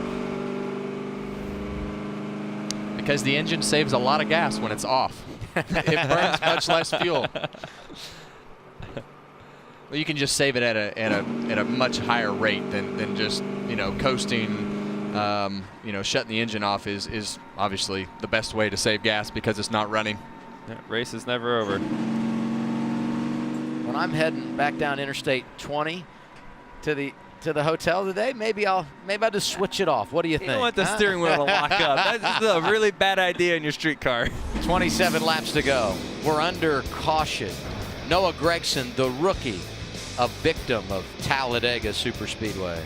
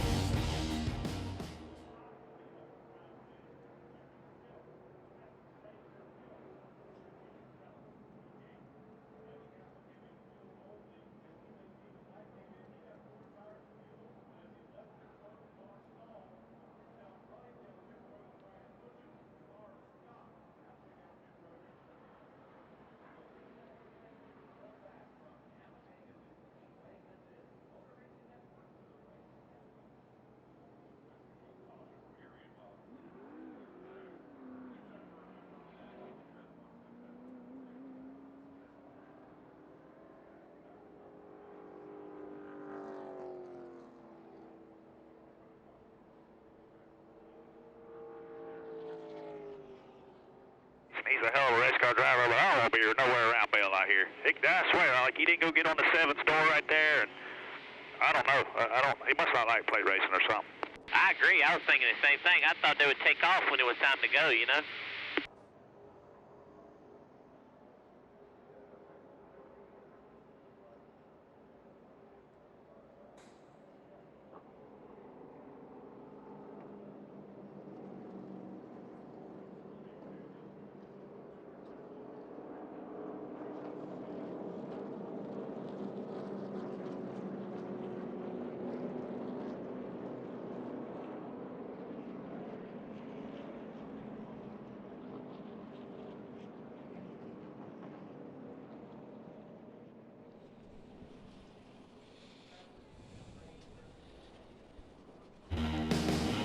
Hard to believe when you look at the career for Justin Allgaier, he's never won on a plate track. And I see those 3 second-place finishes. I go to Daytona a couple of summers ago. When he thought he won, caution came out on the final lap, and it was determined that Eric Almirola was leading at the time of caution. So he has been heartbroken. But the good news for driver 7, he's out front right now and looking for his first win of 2019. Junior Motorsports has won 5 of the last 10 races on plate tracks with 5 different drivers. Allgaier is not one of them. And next weekend we go to Dover, where he won a season ago. We've got coverage live on FS1, and we've also got the Xfinity Watch Us Watch. I know Vince Welch is going to be a part of that. So is four-time champion Jeff Gordon. We're going to make him work on a Saturday in the broadcast booth, so to speak, so that'll be a fun opportunity there. But before that, we got to finish business here, and it's anybody's guess how this one's going to round out. It really is, but I think when you look at Justin Allgaier, I think he's hungry. You know, with all the problems that they've had with things going wrong early in the season, they've run very well, and a team like that wants to get to victory lane, that knows they can win and knows that they've had problems. He wants to capitalize on today. Yeah, I mean, those three second-place finishes, that stings really bad. And he's probably got the most experience of anybody up in the field, especially towards the front half of the field right now. Without a win, he's really good at this. And I wouldn't be surprised to see some big moves happen. And as hungry as he is to get his first restrictor plate win, it's going to be big moves. And I think about the loss of Brenda Jackson this week, an emotional time for this race team, so much on the line. You kind of feel like it's their opportunity to go out and get one, Matt. And talking about fuel mileage, now the 7 car, they were good to the go by 1 lap before this caution, but this certainly does reshuffle the deck, so to speak, for a lot of other guys behind you. Yeah, you know, I mean, they had it pretty well single filed out on the top. You know, Justin was able to get to the bottom, and they had 5 or 6 good cars, and then slow them down using the side draft and work our way back toward the front. So this will shuffle it up a little bit. It'll be interesting to see if with what just happened on the track, if guys try to stay too wide rather than just everybody get to the top. But yeah, we'll see what happens. Anything can happen here in the next 25 laps or so. Okay, good luck, Regan. Well, the other end of that pass that just took place was Christopher Bell running the top side. Your driver looked really good out front there, and then the bottom line came along. We know you're good for fuel, so what are you telling him about what to do at the end of this race? Well, it's hard to know right now. It looked like the top was, going to be the place to be, and somehow they got organized around the bottom. You typically don't see that. You can't get enough guys to buy in, but they did. They did a nice job of pulling back up through there. I think from here on out we'll see 2 or 3 wide racing. But hopefully we get in the right lane here. The car's been good all day. It's been somewhat eventful, but I think business is fixing to pick up. I want to give a shout out to my brother. He's competing in a Texas Ironman today. Last I looked, he was about lap. He was at mile 110, I think. Oh. So we're cheering him on. Good luck to him, and we'll see what we got here at the end. The entire Ratcliffe family is doing a lot of racing today, Adam. Oh, man, the Iron Man. At mile 110 of anything, that's difficult when you don't have an engine to back you up. Ross Chastain going to restart 8th here. Let's listen to their radio. He may win this race, and he's a hell of a race car driver, but I don't want to be nowhere around Bell out here. I swear, like, he didn't go get on the 7th door right there, and I don't know. He must not like plate racing or something. I agree. I was thinking the same thing. I thought they would take off when it was time to go, Well, the interesting part about this conversation is the driver did not hear that. That is all coming from the radio chatter between the crew chief and the spotter. So that is all happening on Channel 2. But I can tell you that I would tend to agree with them a little bit, just because I didn't see the aggression out of Christopher Bell from a blocking standpoint right there. So I just think that he could have been more aggressive to try to keep the lead from a blocking standpoint, and you're going to have to block and push and shove and be aggressive in order to win this race, in my opinion. Yeah, and it's always so easy for us to say that up here, isn't it? I agree. I'm with you. When you're in that car and you're like, man, the top's working really well, and a lot of that's up to the spotter to be able to tell them, okay, the top or the bottom is moving at this point, and then you just got to be able to pick up and do it. You got to just take the ball and say, I got to move around to maintain the lead, and that's where just experience comes into play, and he learned a very valuable lesson that he may use to win this race here in a minute. Yep. Going to be 22 laps to go when we get the restart. A reminder of this: Fox Sports Supports is proud to partner with Action for Healthy Kids, a nonprofit organization working to improve children's health and well-being in schools nationwide. Find out how to involve your local school in Every Kid Healthy Week this April 22nd to the 28th. So we're wrapping it up here. It's actionforhealthykids.org. And Kevin, I saw you on social media this week making a healthy treat, right? What was it, avocado sandwich or something like that? Oh, yeah. I lost a bet, so I have to run this millennial car. I've seen this at the All-Star race. So, I learned a whole bunch of new words, and I ate an avocado sandwich that apparently you pay $15.75 for in New York. So it looked pretty simple to make, and it actually was pretty good, but I'd never ate one. Have you? I have had avocado toast before. Okay. I am a millennial, so I guess you have to. And it's I like it. I have a few avocados a day, really. Your shop made it for me, and she did a fabulous job. It was very good. Good. Well, I'm glad to hear. Yeah. You've kind of got an avocado tie. And that tie also kind of looks like a watermelon. And the watermelon guy is Nice in position segue to right go there. get a win, huh?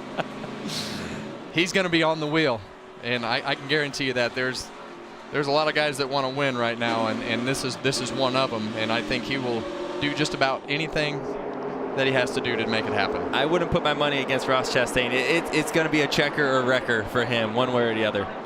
Allgaier takes the outside lane. Briscoe up there with him. Row 2. Cole, Custer, Christopher Bell, and the 4 drivers highlighted in red. Whoever finishes best gets an additional $100,000 at the end of the race. Here. Still on yet? Not yet. Half a lane lower.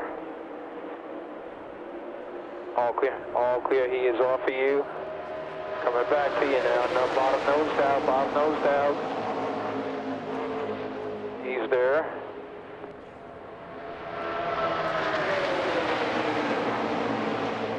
Couple of dirt racers working together in that bottom lane. Bell pushing Briscoe to the race lead. Now Briscoe's a little bit too far out there. It's defendable, but he's going to definitely have to make some big moves like you see here to be able to maintain the lead that he's got. And that's something that happens. Sometimes you get pushed out to the lead, and all of a sudden you find yourself 3-4 car lengths ahead, and you're like, how'd that happen? And you got to try to slow down back to the cars behind you, but still keeping some momentum. That's a real big challenge.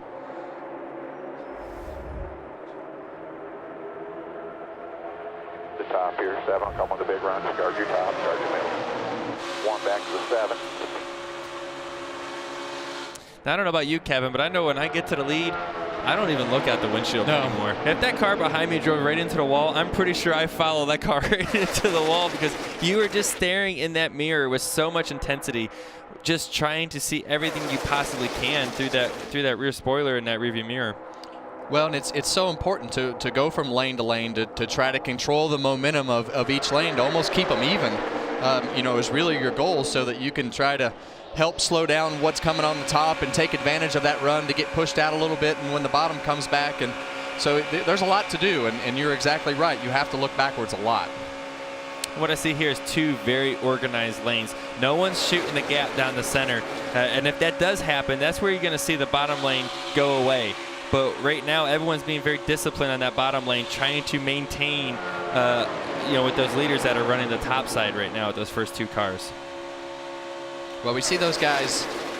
Cole Custer up there, he was very aggressive with the 7 car of Justin Allgaier in the shots that he was giving to the back bumper of that car. So, it seems like the outside lane right now is a little bit more aggressive from that 2nd, 3rd, 4th place in the distance of their gaps and the bumps that they're giving. Everybody wants to win this thing. It's going to get crazier and crazier towards the end of this. And you see how Christopher Bell in that bottom lane were side drafting down the straightaway. That's just them trying to hold them back. They're going to make all their time up in the corners, and then down the back straightaway here, you see the top lane's going to build that momentum off the top side. And at that point, it's up to the bottom lane to try to slow up that top lane as best as possible. As you see a crash. Annette out of line. Into Allgaier.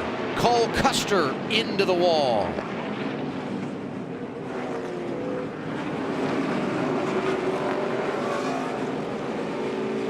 6th caution of the day. Bring it to the pit box and we'll look at it. At Mike Shiplett, the crew chief for the 00 of Cole Custer, our most recent winner. And when you have won a race, it takes so much pressure off at a plate track, realizing if you crash out, you've got something to fall back on. Same situation for Michael Annette, who's got heavy damage. Yeah, at this point, you're going to see a lot of pit crews going to work on these things, trying to clear tires so we don't get more flat tires and gain as much points as possible. Here let's see what happened here.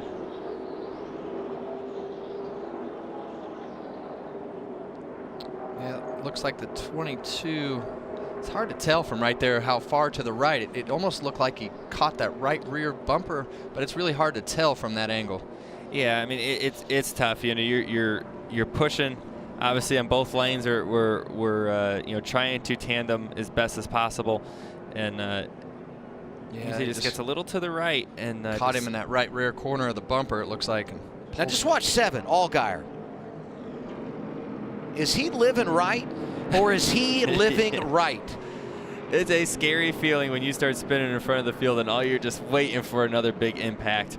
And he's really going to come out of this with not much damage at all.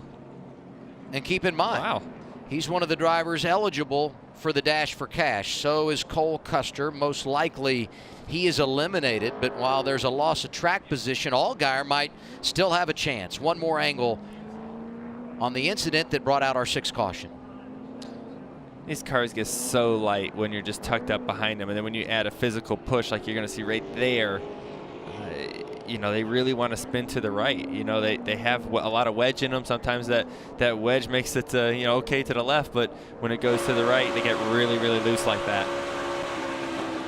Yeah, and you see those two cars, they were kind of moving around a little bit, and that makes it worse.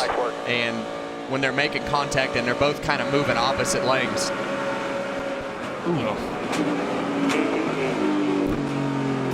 I don't believe in luck, but that was bad luck for Cole Custer. There's not much he could have done there. Wrong place, wrong time.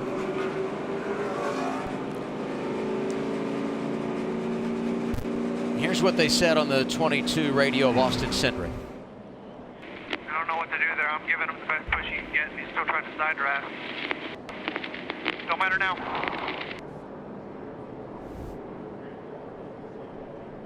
I don't know, Joey. What do you think?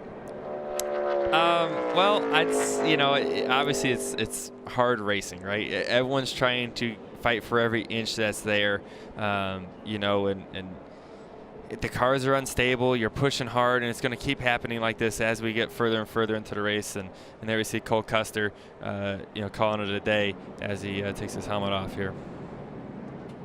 Going to be less than 15 laps to go when we get this all cleaned up and return to the green flag. Chase Briscoe leading at Talladega as we go side by side on FS1.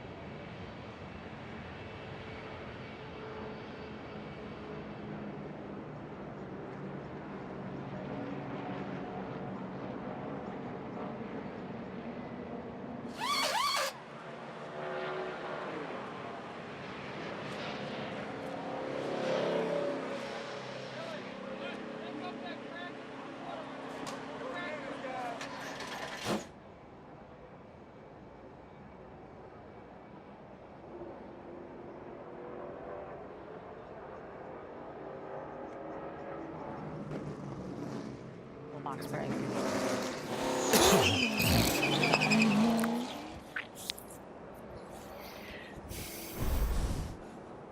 Back here in our Race Hub studios, Shannon, Larry, and Jamie. Sixth caution of the day. We should have just under 15 laps to go when we go back green flag racing. Was that the big one?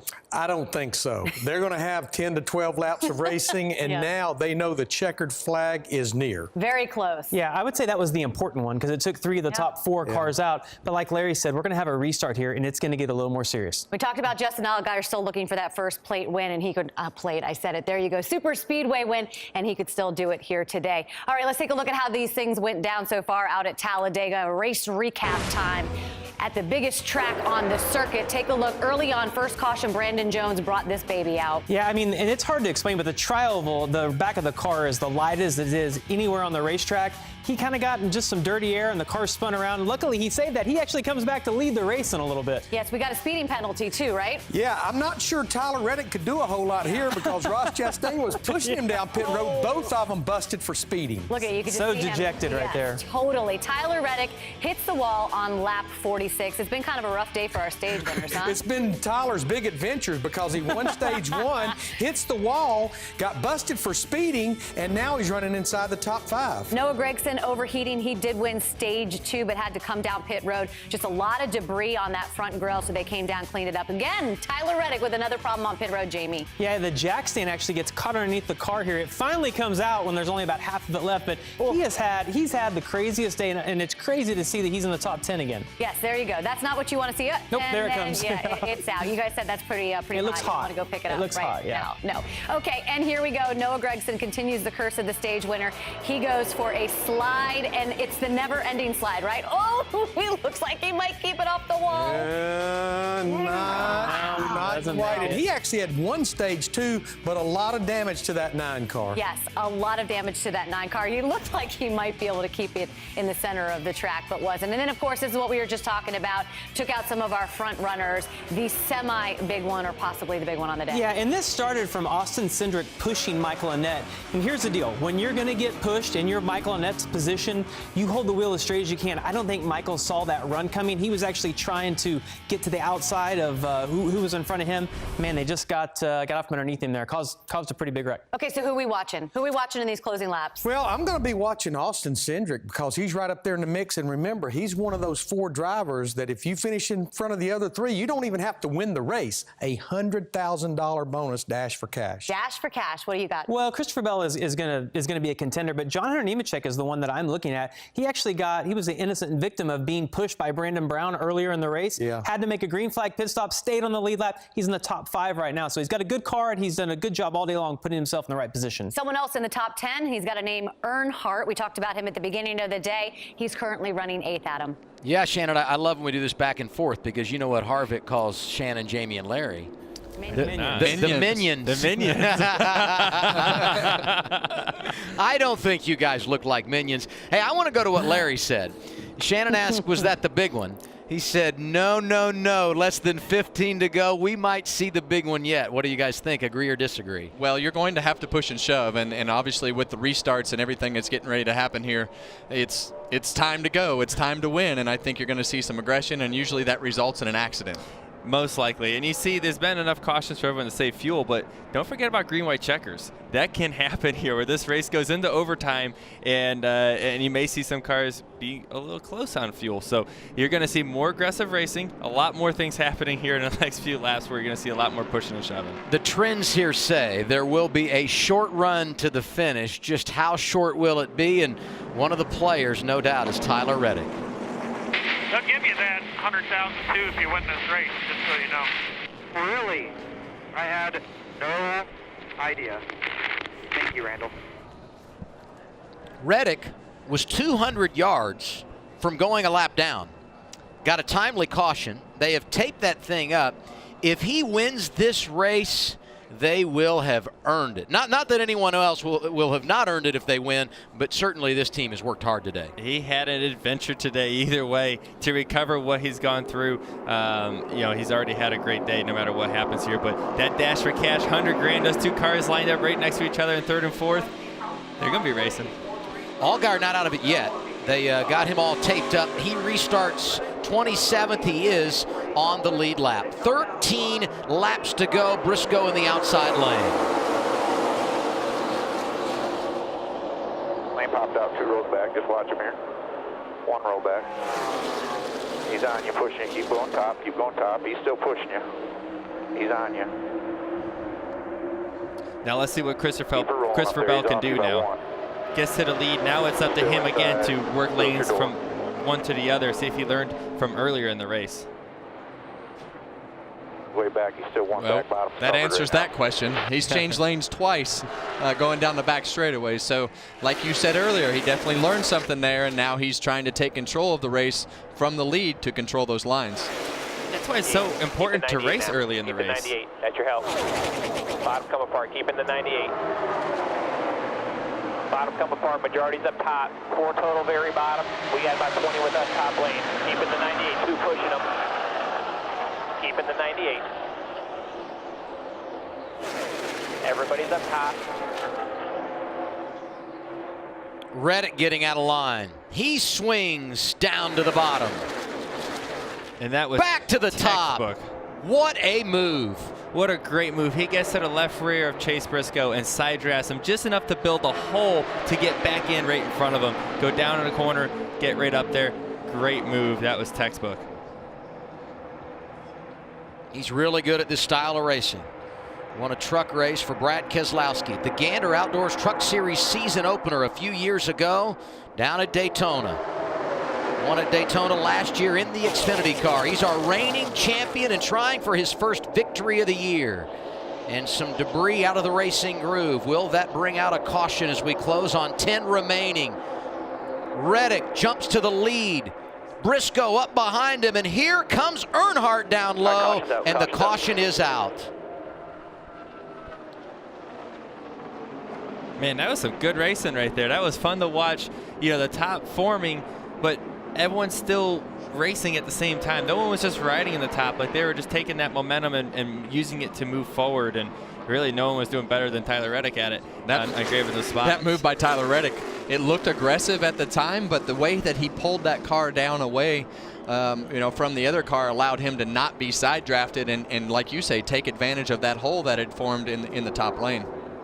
Ryan Sieg with a damaged race car, and it's that debris that has brought out the yellow flag for the 7th time today. Here it is one more time. Now here he goes for the lead. This one we didn't see it, but same move. Side drafting, gets away, takes the shorter distance down here on the bottom.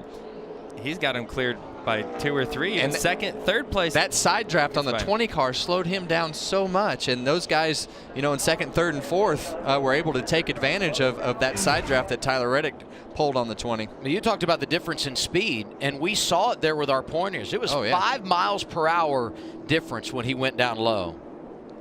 Oh yeah, come on now, let's go, let's go. All right, settle down, man. Still got a little ways to go. The voice of reason. I look like an idiot all day. I'm just trying to redeem myself. I tell you, I'm the same way. I don't know if you are. When you make a really cool move on the racetrack, I key up. I'm like, do you guys see that? That was really good. But he said something there. Excited. I'm trying to redeem myself. I saw him at Texas. He said, when we were here last year, I threw the race away. I threw it away at California. He is so hard on himself. And if you ever put a heart rate monitor on a driver, it would probably look like this. But this is actually his day. Front to back to front to back. He's been all over the place. Well, the reason that he's so hard on himself today is he kind of just did it riding in line going down the straightaway and wound up hitting the wall and tearing the right side of the car up. So those are the days when you do something that is kind of like, you just feel like it shouldn't have happened at all. Those are the days as a driver you're kind of embarrassed and you want to make up for it. And right now he's definitely making up for it. You look at our top 10. Earnhardt going for his first career victory, fast race car. Brandon Jones behind him, his teammate, top 10, fast race car. And you want an upset special on a Saturday at Talladega? I give to you Williams, Josh Williams, Brandon Brown, Alex LeBay, Brett Moffitt. There's plenty of drivers up there that could shock the world I today. thought you were going with the upset on the Earnhardt side of things. No, well, that would be an upset, right? You think? I don't know. In a Gibbs car, I don't know. A lot of Earnhardt wins at this place. That's right. Saw Ross Chastain coming in. The repairs being made to the 39 of Ryan Sieg. Yeah, and Ryan Sieg has to put that tail back on his car. Otherwise, he's not eligible to keep going. You have to have the tail on the car in order to keep going here at Talladega. And they will be on the damaged vehicle clock here, and they got 6 minutes to get that repaired, and then you have to meet minimum speed. But you think maybe because they weren't involved in an accident, they don't get the clock set on them in this situation, Kevin? Is that how you see that? I would think that they made minimum speed, reset, got off the clock, and now it's just they threw a caution, and they're coming in having to put the tail back on. So because the damage was the result of an earlier problem, they've met minimum speed and now just coming in for additional repair. Yeah, he's not on the repair clock, but he has to have that tail on the back of the car in order to continue. And points so important to this race team because they don't have a victory, and so they need to come in and repair it, get back out, get as many points as they can. And we mentioned Chastain is in as well. What's going on there, Regan? Well, the report from the team was an oil line. That's not necessarily the area that they're working in right now, Adam, but they said they think they have an oil line leaking or something through the right rear over there. Perhaps maybe rear end oil. So frustrating. Could be the rear end cooler that is kind of in that area of the car that has some lines. You can see there's on the tailpiece of his car, it's very shiny in certain areas. That's probably gear fluid or oil of some sort that's been leaking out of that car. It kind of comes back around and gets on the tailpiece like that. You look at Ross Chastain, spent so many years. Boy, that camera really shows it. But here's a driver that a tear off on that thing. Spent so many years driving underfunded equipment. Got an opportunity last year with Chip Ganassi. Looked like everything was going to go in the right direction. And this was his big opportunity in the 10 today. And unfortunately, it looks like it's not going to work out. Disappointment for him. Jubilation for the 2 of race leader Tyler Reddick. Oh, my gut's telling me bottom right now for this one. No one wants to be wrong, but hey, it's real easy. It's either going to be right or it's either going to be wrong. What are we going to do? All we can do is try. Well, I'm glad somebody's with me. And that is the question when you're the leader here is, do I want the top or do I want the bottom? And it's usually fairly equal. Other tracks you go to, it's pretty obvious you want the top or the bottom. Here, it's 50-50. A lot of it depends on who's the cars in 3rd and 4th and how good can they push. Is there any alliances with the cars in 3rd and 4th from a teammate perspective? Those are the things you got to be thinking about when you pick the top or the bottom here. And it's so hard to pick the right lane and to be confident about it, but it's just part of it here. Next Saturday afternoon, we're heading to the Monster Mile. Final round in the Dash for Cash. Top 4 finishers here today. Going to be eligible next Saturday for the $100,000. Our coverage on FS1, 1 p.m. Eastern Time. And your teammate, Ryan Blaney, going to join Michael Waltrip and me to call the race. Oh. I did not know that. That's awesome. Was it 2 years ago, last fall? When was it that he gave the checkered flag to a kid? Won that race and went over and handed the checkered flag to someone? That's a good move. It kind of started a trend to where other drivers have been doing that even. Yeah. So that's a pretty cool thing to see. Something unique and different. So Reddick does take the inside lane. We talked about that. Briscoe outside of him. Then it's 3 cars from Joe Gibbs Racing, Bell, Earnhardt, and Jones. They've got more wins here than anybody with 5. But since they won here with Elliott Sadler in 2014, they've recorded 63 victories at 20 other tracks. I think they're kind of overdue, right, to get back to victory lane? Well, they do have those 3 Gibbs cars up there, but when you look at Josh Williams in 6th and Brown in 7th and Labby in the 90 car there in 8th, I mean, those are guys, that's what Talladega brings the best of, are names that you don't see every week. It gives those guys an opportunity to compete, and they're making the best of it. If you want to see Talladega erupt, Jeffrey Earnhardt winning this thing would be huge. And how fun would that be to see? Hey, and you mentioned LeBay and Williams. They are teammates in the 90 and 36, driving for Mario Gosselin. Maybe they can work together in that outside lane. 7 laps to go. It's all on the line at Talladega. I'd say Tyler picked the right lane. Top is clear by half. Yeah, they got connected nice there on the restart, but the bumping rule really makes you have to release, and you see that outside lane kind of get formed up here a little bit later and get a better run. Come back up 1 here. Come back up 1. Whoa. Whoa. On your bumper pushing. That was a late block. 98 is clearing Demir. 20 is one back behind him. Black car in the outside lane is Earnhardt, getting a push from Williams. 2 by 2, 1 lane higher here. That's Bell down Got low. 30 wide here. 18 is closest to you. He is clearing Demir. Half back. Keep him straight in line. Half lane down. 20.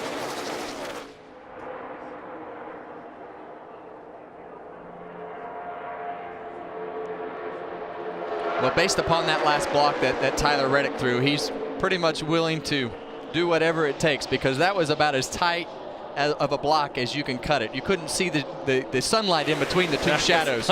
And man, if they hooked each other right there, that whole field is crashed. Everyone is so tight right now. You see 4 wide back there in the pack a little bit. Looking for his first win of the year and a bonus $100,000. But it's not going to be easy. Some great drivers behind him as they head to turn 3.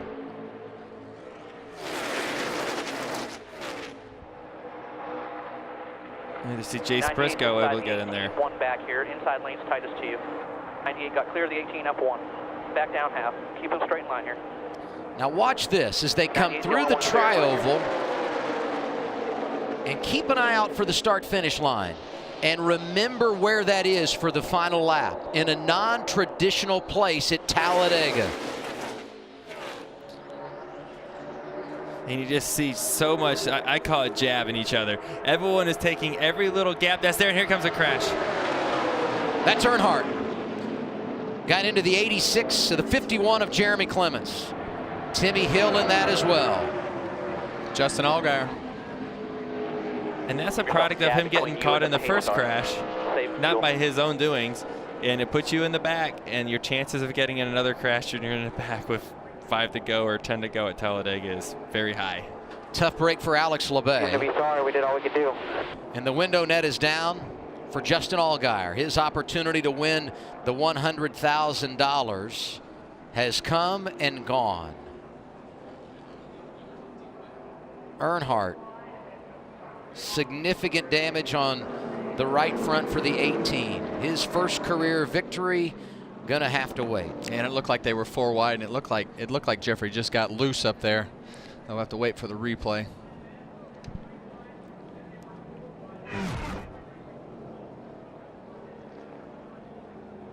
There you see the 4 wide. Oh, it's just so tight. You get a car right on your door like that, you're gonna get loose. And there's just so many cars around him, there's nowhere to correct. And the car just got out from underneath him right there. And unfortunately for the guys on the outside, he had to come up the racetrack to try to catch it. No wiggle room. There's no wiggle room. It's nice to have a little wiggle room every now and again. Yeah, and Justin Allgaier, he was wrong place, wrong time. Yeah. And I was just getting ready to say, despite the damage, he's coming back to the front. And if this doesn't happen, he may very well have gotten there.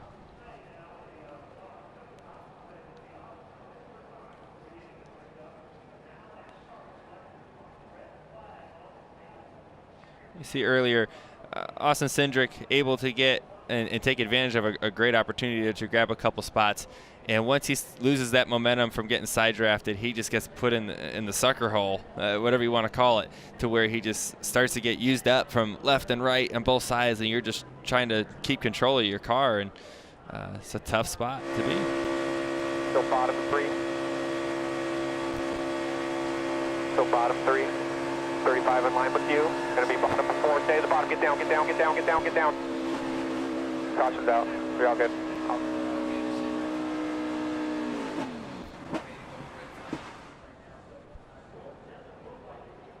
Well, look at him. He was just sideways coming off the corner. They have brought the cars back around, crossed the start-finish line. 4 laps to go, and the red flag is out as we clean up debris following our 8th incident of the afternoon. Top 5, Tyler Reddick, Christopher Bell, Austin Cindric, Chase Briscoe, and Gray Gaulding. We're back to Talladega in a moment.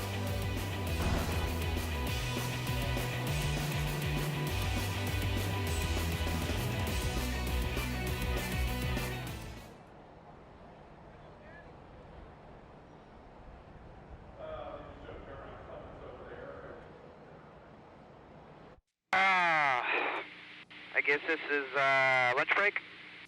Yes, sir. You can take a little break here before you got to get back after it. I'm going to sweat it out, so I look real good when I get out of the car. Hopefully lose a pound or two.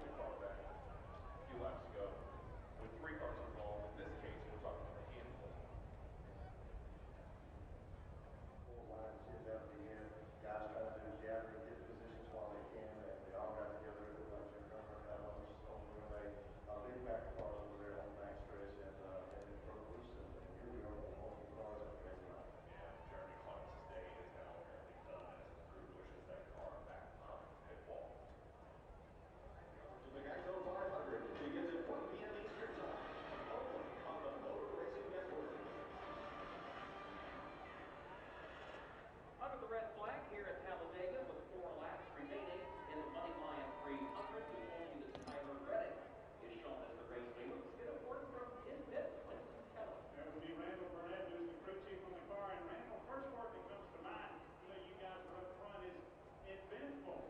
First off, tell us about the damage on the right side of the car and how bad is it?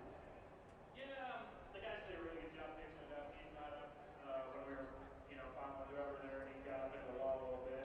And it broke the right front fender loose from the door a little bit. So we had to fix it. So we did fix it, then we got brushing and came down and didn't have the jack stand out from underneath. So invincible is certainly a good word for it today. We've been up, down, left, right, everywhere. So Tyler's done a really good job recovering. Picker guys done a good job today getting that thing fixed up. And so we'll see what happens.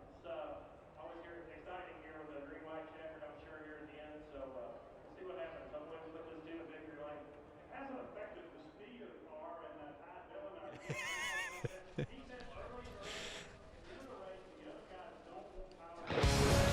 We've had it all today here at Talladega Superspeedway for the NASCAR Xfinity Series. Our 8th caution led to our first red flag. It all started when Jeffrey Earnhardt got sideways off of turn 2, collected 4 or 5 other race cars. So 4 laps to go. We set under the red with Tyler Reddick leading.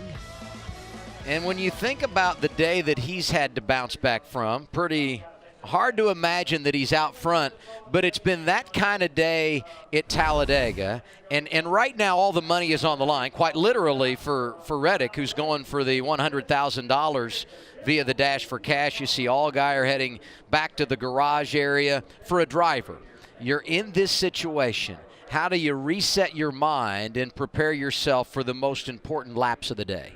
Well, I think you're really trying to figure out, if you're Tyler Reddick, what lane you're going to restart on the restart in, and I think a lot of that depends on who's behind you. But it does seem like the bottom lane has been the lane of choice to get going. But a lot of that depends on how far do you want to push that bumping rule and who gets connected first. Yeah, we heard after that last restart that they had that restart under review. NASCAR had it under review, so that might be the limit. Right.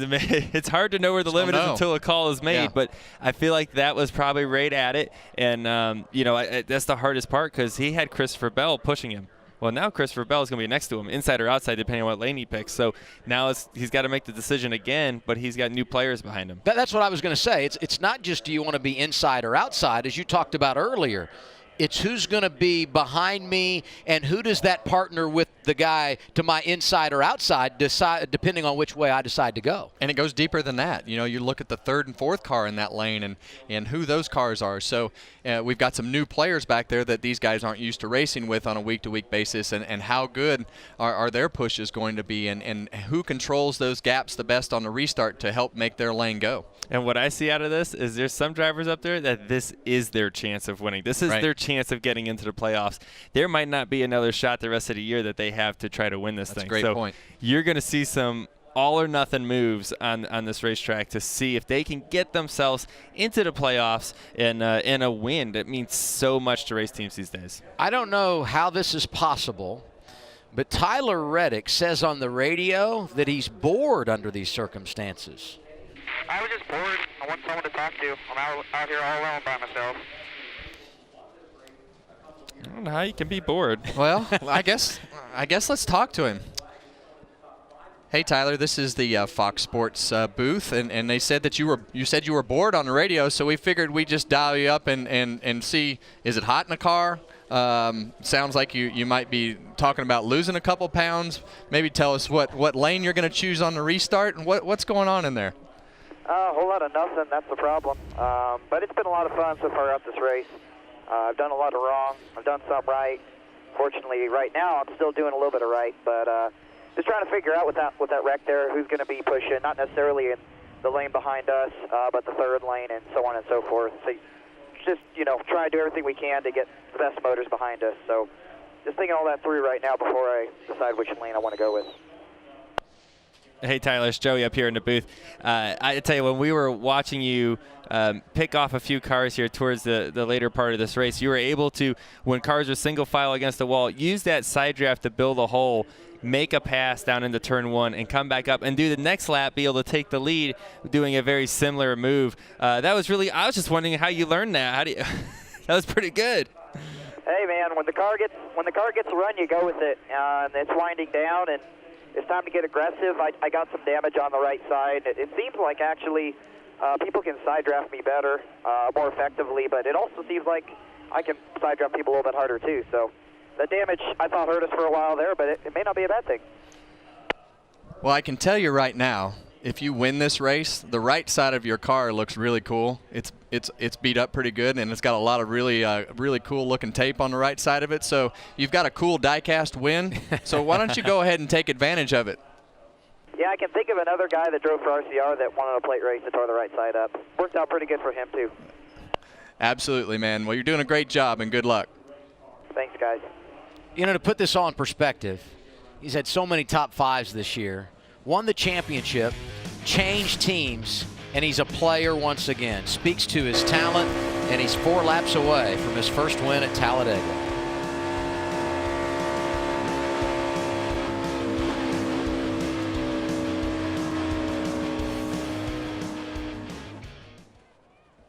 It would make for a really cool looking diecast.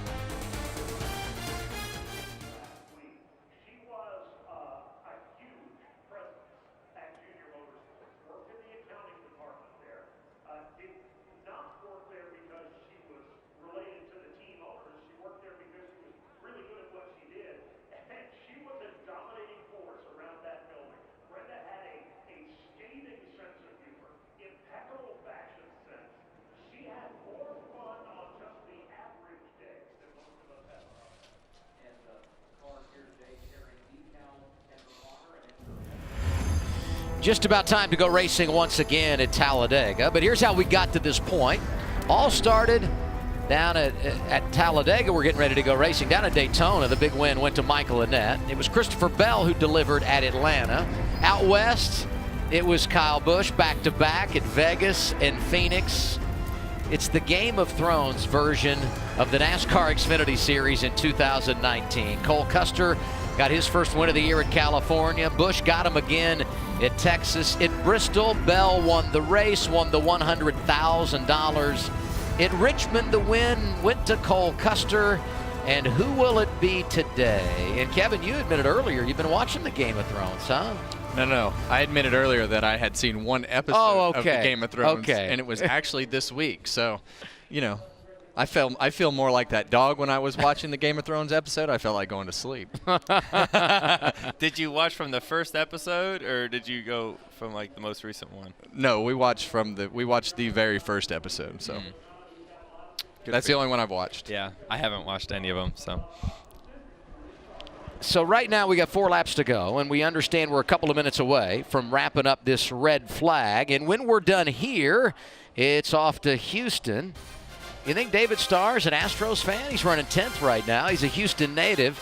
The Astros coming up next, hosting the Cleveland Indians. That's part 1 of our Major League Baseball doubleheader here on FS1. Well, he's got the right colors. Yeah, those are. The Whataburger colors are kind of Houston Astro orange. And now they're firing the engines up here, and we're going to probably have a 2-lap shootout to end regulation. And we look back at how Tyler Reddick was able to get the lead, started on the front row, and he had a whole lot happen in between, fellas. He has. He's had a great day, and right here you've seen him. He's been pushed on pit road. He's run into the wall. He's almost been lapped. He's had it all happen today. He's had a lot. He's had that right side of the car falling apart. There's all that tape you were talking about to him on the radio. Running over a jack stand of all things. There you see it spit out after making a few laps. And then this pass to take the lead. What a great move. And to take a few of his friends with him. He put that on the edge because he was really close to that double yellow line. Now he wait was a close. second, Adam. Everything that Tyler Reddick does is on the edge. Okay, that's fair. Sitting up here, I have learned that this year, but he is much more in control of everything than he has been than he was last year at the beginning of the year. I'll say this, though. The edge for him usually is out by the wall. This time, the edge when he made that pass was down at the out-of-bounds line, right? That's true. I remember watching Miami racing for the championship. He's running right up next to the wall. He had a huge lead. I was like, why doesn't he just give himself a little bit of a gap off the wall just in case he makes a mistake? And he just goes 100% all the time, and it really paid a reward for him last year. And I think he's continued that aggressive nature to continue to bring him success. I'm assuming that when they come around here, they'll be given the 1 to go, and we'll be at 3 remaining then. So we'll probably go green with 2 laps left. And here are the players. We've talked so much about Reddick. Bell looking for his first plate victory. It would be his 3rd win of the season. Austin Cindric has never won. He's up there in the mix. Chase Briscoe only 1 victory, and it came in another wild card race last fall on the Roval at Charlotte. Then we get into some guys that are going to try and pull the upset. Gray Gaulding, who's driving for Bobby Dotter. And by the way, Bobby sent me a note earlier, said send condolences to Carl Wegner and their family. He passed away recently, so we want to do that. But Gray's got a real shot to win this thing. Brandon Brown up there, a family-funded team. How great would that celebration be? Well, I think when you look at Gray Gaulding and Brandon Brown, Gray has been up there pretty much all day, right from the beginning. They qualified well. Brandon didn't qualify as well, has worked his way from the back of the pack and kept himself in contention. And you guys talked about it in qualifying. You said he would be in contention today by the time the end of this race rolled around, and they've both done a great job. You don't see anyone pitting this late in the race, and no takers for pit road, not to be surprised. And obviously, I think they'll be coming to the 1 to go here. And this is where the decision is made for Tyler Reddick, top or bottom. Where does he want to be on this restart? Mentioned those problems that Ross Chastain had. We had shown him on pit road. He went to the garage. He is out. So is Justin Allgaier. Only 2 guys left when it comes to those going for the dash for cash money. Tyler Reddick, Austin Cindric, both in the top 5. Earnhardt involved in the crash that brought out the red flag, so he is in for a little damage repair, and the 1 to go has been given. So the next time around we'll go green, and it'll be 2 laps to finish it, as long as we don't get another caution that would send us to overtime. And it is going to be a shove fest. It's going to be some haymakers being thrown here. Big bumps, big pushes. No one's going to lay into that back bumper softly anymore. It's going to be, they got to run. It's going to be a big hit, and it's all going to be all about controlling your car when that happens. And these pushes on these restarts right here from the top or the bottom lane is going to be the difference of a car getting out front and trying to take control of these last couple laps. It may not happen. They may be side by side all the way to the end. And even if you do get out the front, you know, you're still going to have to block left and right to try to keep them behind you. What's Reddick signaling there? Hand out the window. Was he trying to send a message to Cindric behind him? Did you guys see that? I don't know what that means, do you? With Tyler Reddick, I don't know. You know, he's had so much fun today in the car and listening to him on the radio. He's having a good time and just loves to race the car. So he might be hot. He might be, you know, telling him to I'm going to wave to tell you when I'm going to go. So who knows? You ever have someone just wave to you on, like, down, and you don't really know why, and you're like, I don't know what that means, you know, as you're coming to the restart, like, what do you want me to do? Yeah. You've been watching them all day long. Who do you like here with 2 laps remaining? I think a lot of it's going to come down to this push here on the restart. So, you know, I think Reddick has been the most aggressive of the guys that are up there, but that doesn't necessarily mean he's going to be the guy that comes out on top. You're going to see some big moves by some of these cars behind them too. A lot of them looking for their first wins or one of their first wins, and I think that those moves from behind them are going to be some desperate moves, and they're going to be interesting to watch. Remember this, once they get back to the white, next flag will end the race. Got one out of line. Reddick on that inside lane, and here we go to finish it at Talladega. And the bottom line gets the push here. He's going to shove out Tyler Reddick. Can Austin Cindric follow with him? No, he can't. Don't get too far out now. 1 back. They're even behind you. 20 has the advantage by half. And this is when the runs get really big, when the cars get spread out like that, and then they form in the 2 or 3 cars back and get a run on the leader. That's Cindric down to the inside of Christopher Bell. Bell getting a push from Chase Briscoe. They're cover both lanes. They're locking back together here. 20 is going to have a big run coming here, but the 22 is still inside of them. Back up 1. 20 is clearing your mirror now. Cover half low. That's where the spotter helped a lot. He saw where the top was tighter and that lane was going to be moving. Through the tri-oval to the white flag. 1 lap to go, sponsored by Credit One Bank. Half. Keep in straight line here. Straight line. Bell getting aggressive. That red and yellow car is Gray Golding trying to pull a huge upset at Talladega. He's up to second. Here comes Chase Briscoe in the 98. All of it behind the 2 of Tyler Reddick, who continues to block. Golding to the outside. Reddick goes high. Keep him at your bumper. 08 is clear behind. Keep him at your bumper. Back down 1. Half back here. Next 2 are single file here. 3/4 back. Watch for him to lay back here. Half back here. He can't get a run with what he's doing. The 20 is 1 back behind. Remember the start-finish line all the way down at the end of the tri-oval. Reddick out front. He went into the wall early. From wreck to victory lane. Tyler Reddick, a winner at Talladega. I'm going to tell you guys what, Tyler Reddick and his spotter just did a phenomenal job. I mean, those are really, really aggressive moves, and those 2 deserve a lot of credit. That was awesome. That was amazing. Hook you off our back. Family 1. Oh, job, boys. Let's go. $100,000 for these guys as well. He's the reigning champion. Went to a different team in the offseason, from Junior Motorsports to Richard Childress Racing. I know what to say. You're winners. And like you say, Tyler Reddick switching teams, and the way that he has come out of the box this year, he's been a contender every week. And, you know, we talk about his aggressive style, but this year he's making it work without tearing the cars up. Would you believe this? First time Richard Childress Racing has won an Xfinity race at Talladega. Really? Did not believe that. It's also the first win of the year for Reddick, who has locked himself into the playoffs And the hot streak continues to begin 2009 as he opens defense of his title.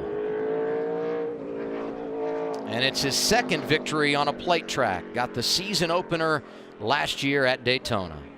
Well, it may be the first time that Richard Childress Racing has won at Talladega, but I can promise you that 2 car in the Xfinity Series has a pretty rich tradition.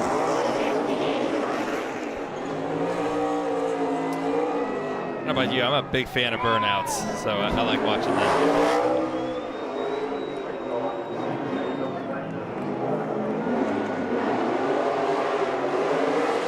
He can't see. He hasn't been able to see the whole race. That's true. A win, a trophy, and $100,000 today at Talladega. All about Tyler Reddick.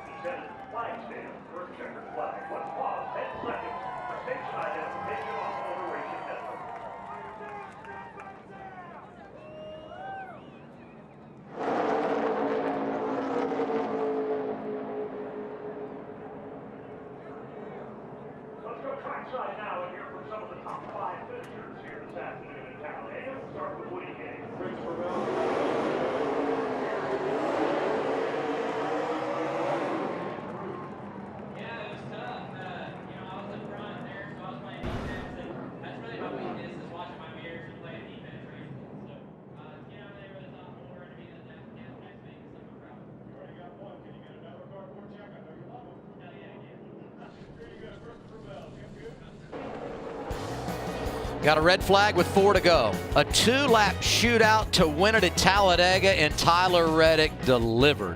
Delivered is an understatement, and he and his spotter did an absolutely amazing job of keeping the lead, playing the lanes, pulling the blocks, and some of them, Joey, were really, really close. Really close. You look at the block there from the 98 to Greg Gaulding, and then Greg Gaulding gets a good run, and he's able to make that block as well. He's defending off so many different runs coming at him, and that's just an amazing job by the driver and the spotter working together, talking him through it, and having the faith in your spotter to get you to this point. And right about here, he had kind of everything under control. And not to sell it short, Greg Gaulding did an absolutely amazing job as well. I mean, I really thought going into the middle of turn 1 and 2 that he was actually going to take the lead, but still a great run. Career best finish for Greg Gaulding. What an afternoon, Matt. And it started out with his father, Dwayne, buying him a mini bike and then a go-kart. At what point did you think this could be mine when you're going down the backstretch? Man, I timed it perfect. You know, I was kind of a lone ranger out there. I think I just had to earn a lot of people's respect. But I tell you one thing, I told my guys when we came here, I left it all out on the table, man. I did as much as I could to get beside him. But when the 98 came up, he kind of blocked my run. And it was so close. But I can't say enough about Panini, my family, my friends, all these race fans, you know. Every single lap I get in this car, I drive my heart out, and today it almost worked out. But a lot of hard work, a lot of great partners, Pure, NASCAR race experience, Worldwide Safety Consulting. It's man, what a day, baby! Talladega, let's go.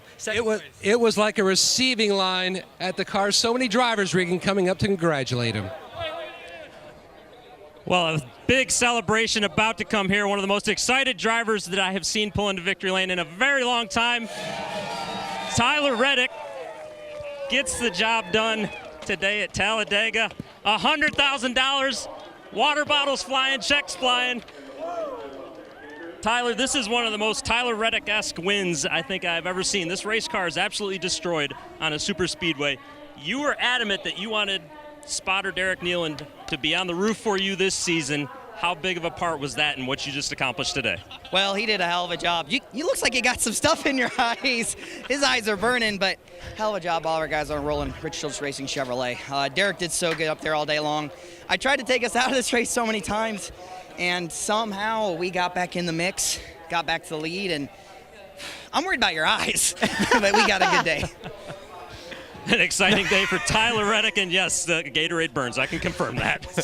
Someone get Regan a towel down there in victory lane. What a day, what a finish. Huge win for Tyler Reddick. Well, here's the thing I love about what happened today is the fans really got to see the enthusiasm and excitement that go with Tyler Reddick. He's exciting to watch on the racetrack. He's fun on the radio, and he's fun outside of the cars. So I think you're going to see this kid just continue to get better. Oh, for sure. And, you know, Talladega impressed once again. So much things going on. You never know who's going to win this race until you get to the start-finish line. So many close calls. How we didn't – well, say we. I wasn't out there. How they didn't crash those last 2 laps, I have no idea. The clock, it's ticking. My watch says 4:03 Eastern. You guys have 27 minutes to get down there, change, put on your helmet, and qualify. I think you go out 12th, Logano. You go out 19th, Harvick. Is that like right? That. Okay, you can watch qualifying for tomorrow's Geico 500 on Fox. It happens at 4:30 Eastern time. Next up on FS1, first of our Major League Baseball doubleheader, Houston and Cleveland. Congratulations, Tyler Reddick. He wrecked, he came back, and won at Talladega, and he's a winner for the first time. Next, it's baseball. Let's go to Houston, the Astros and Indians.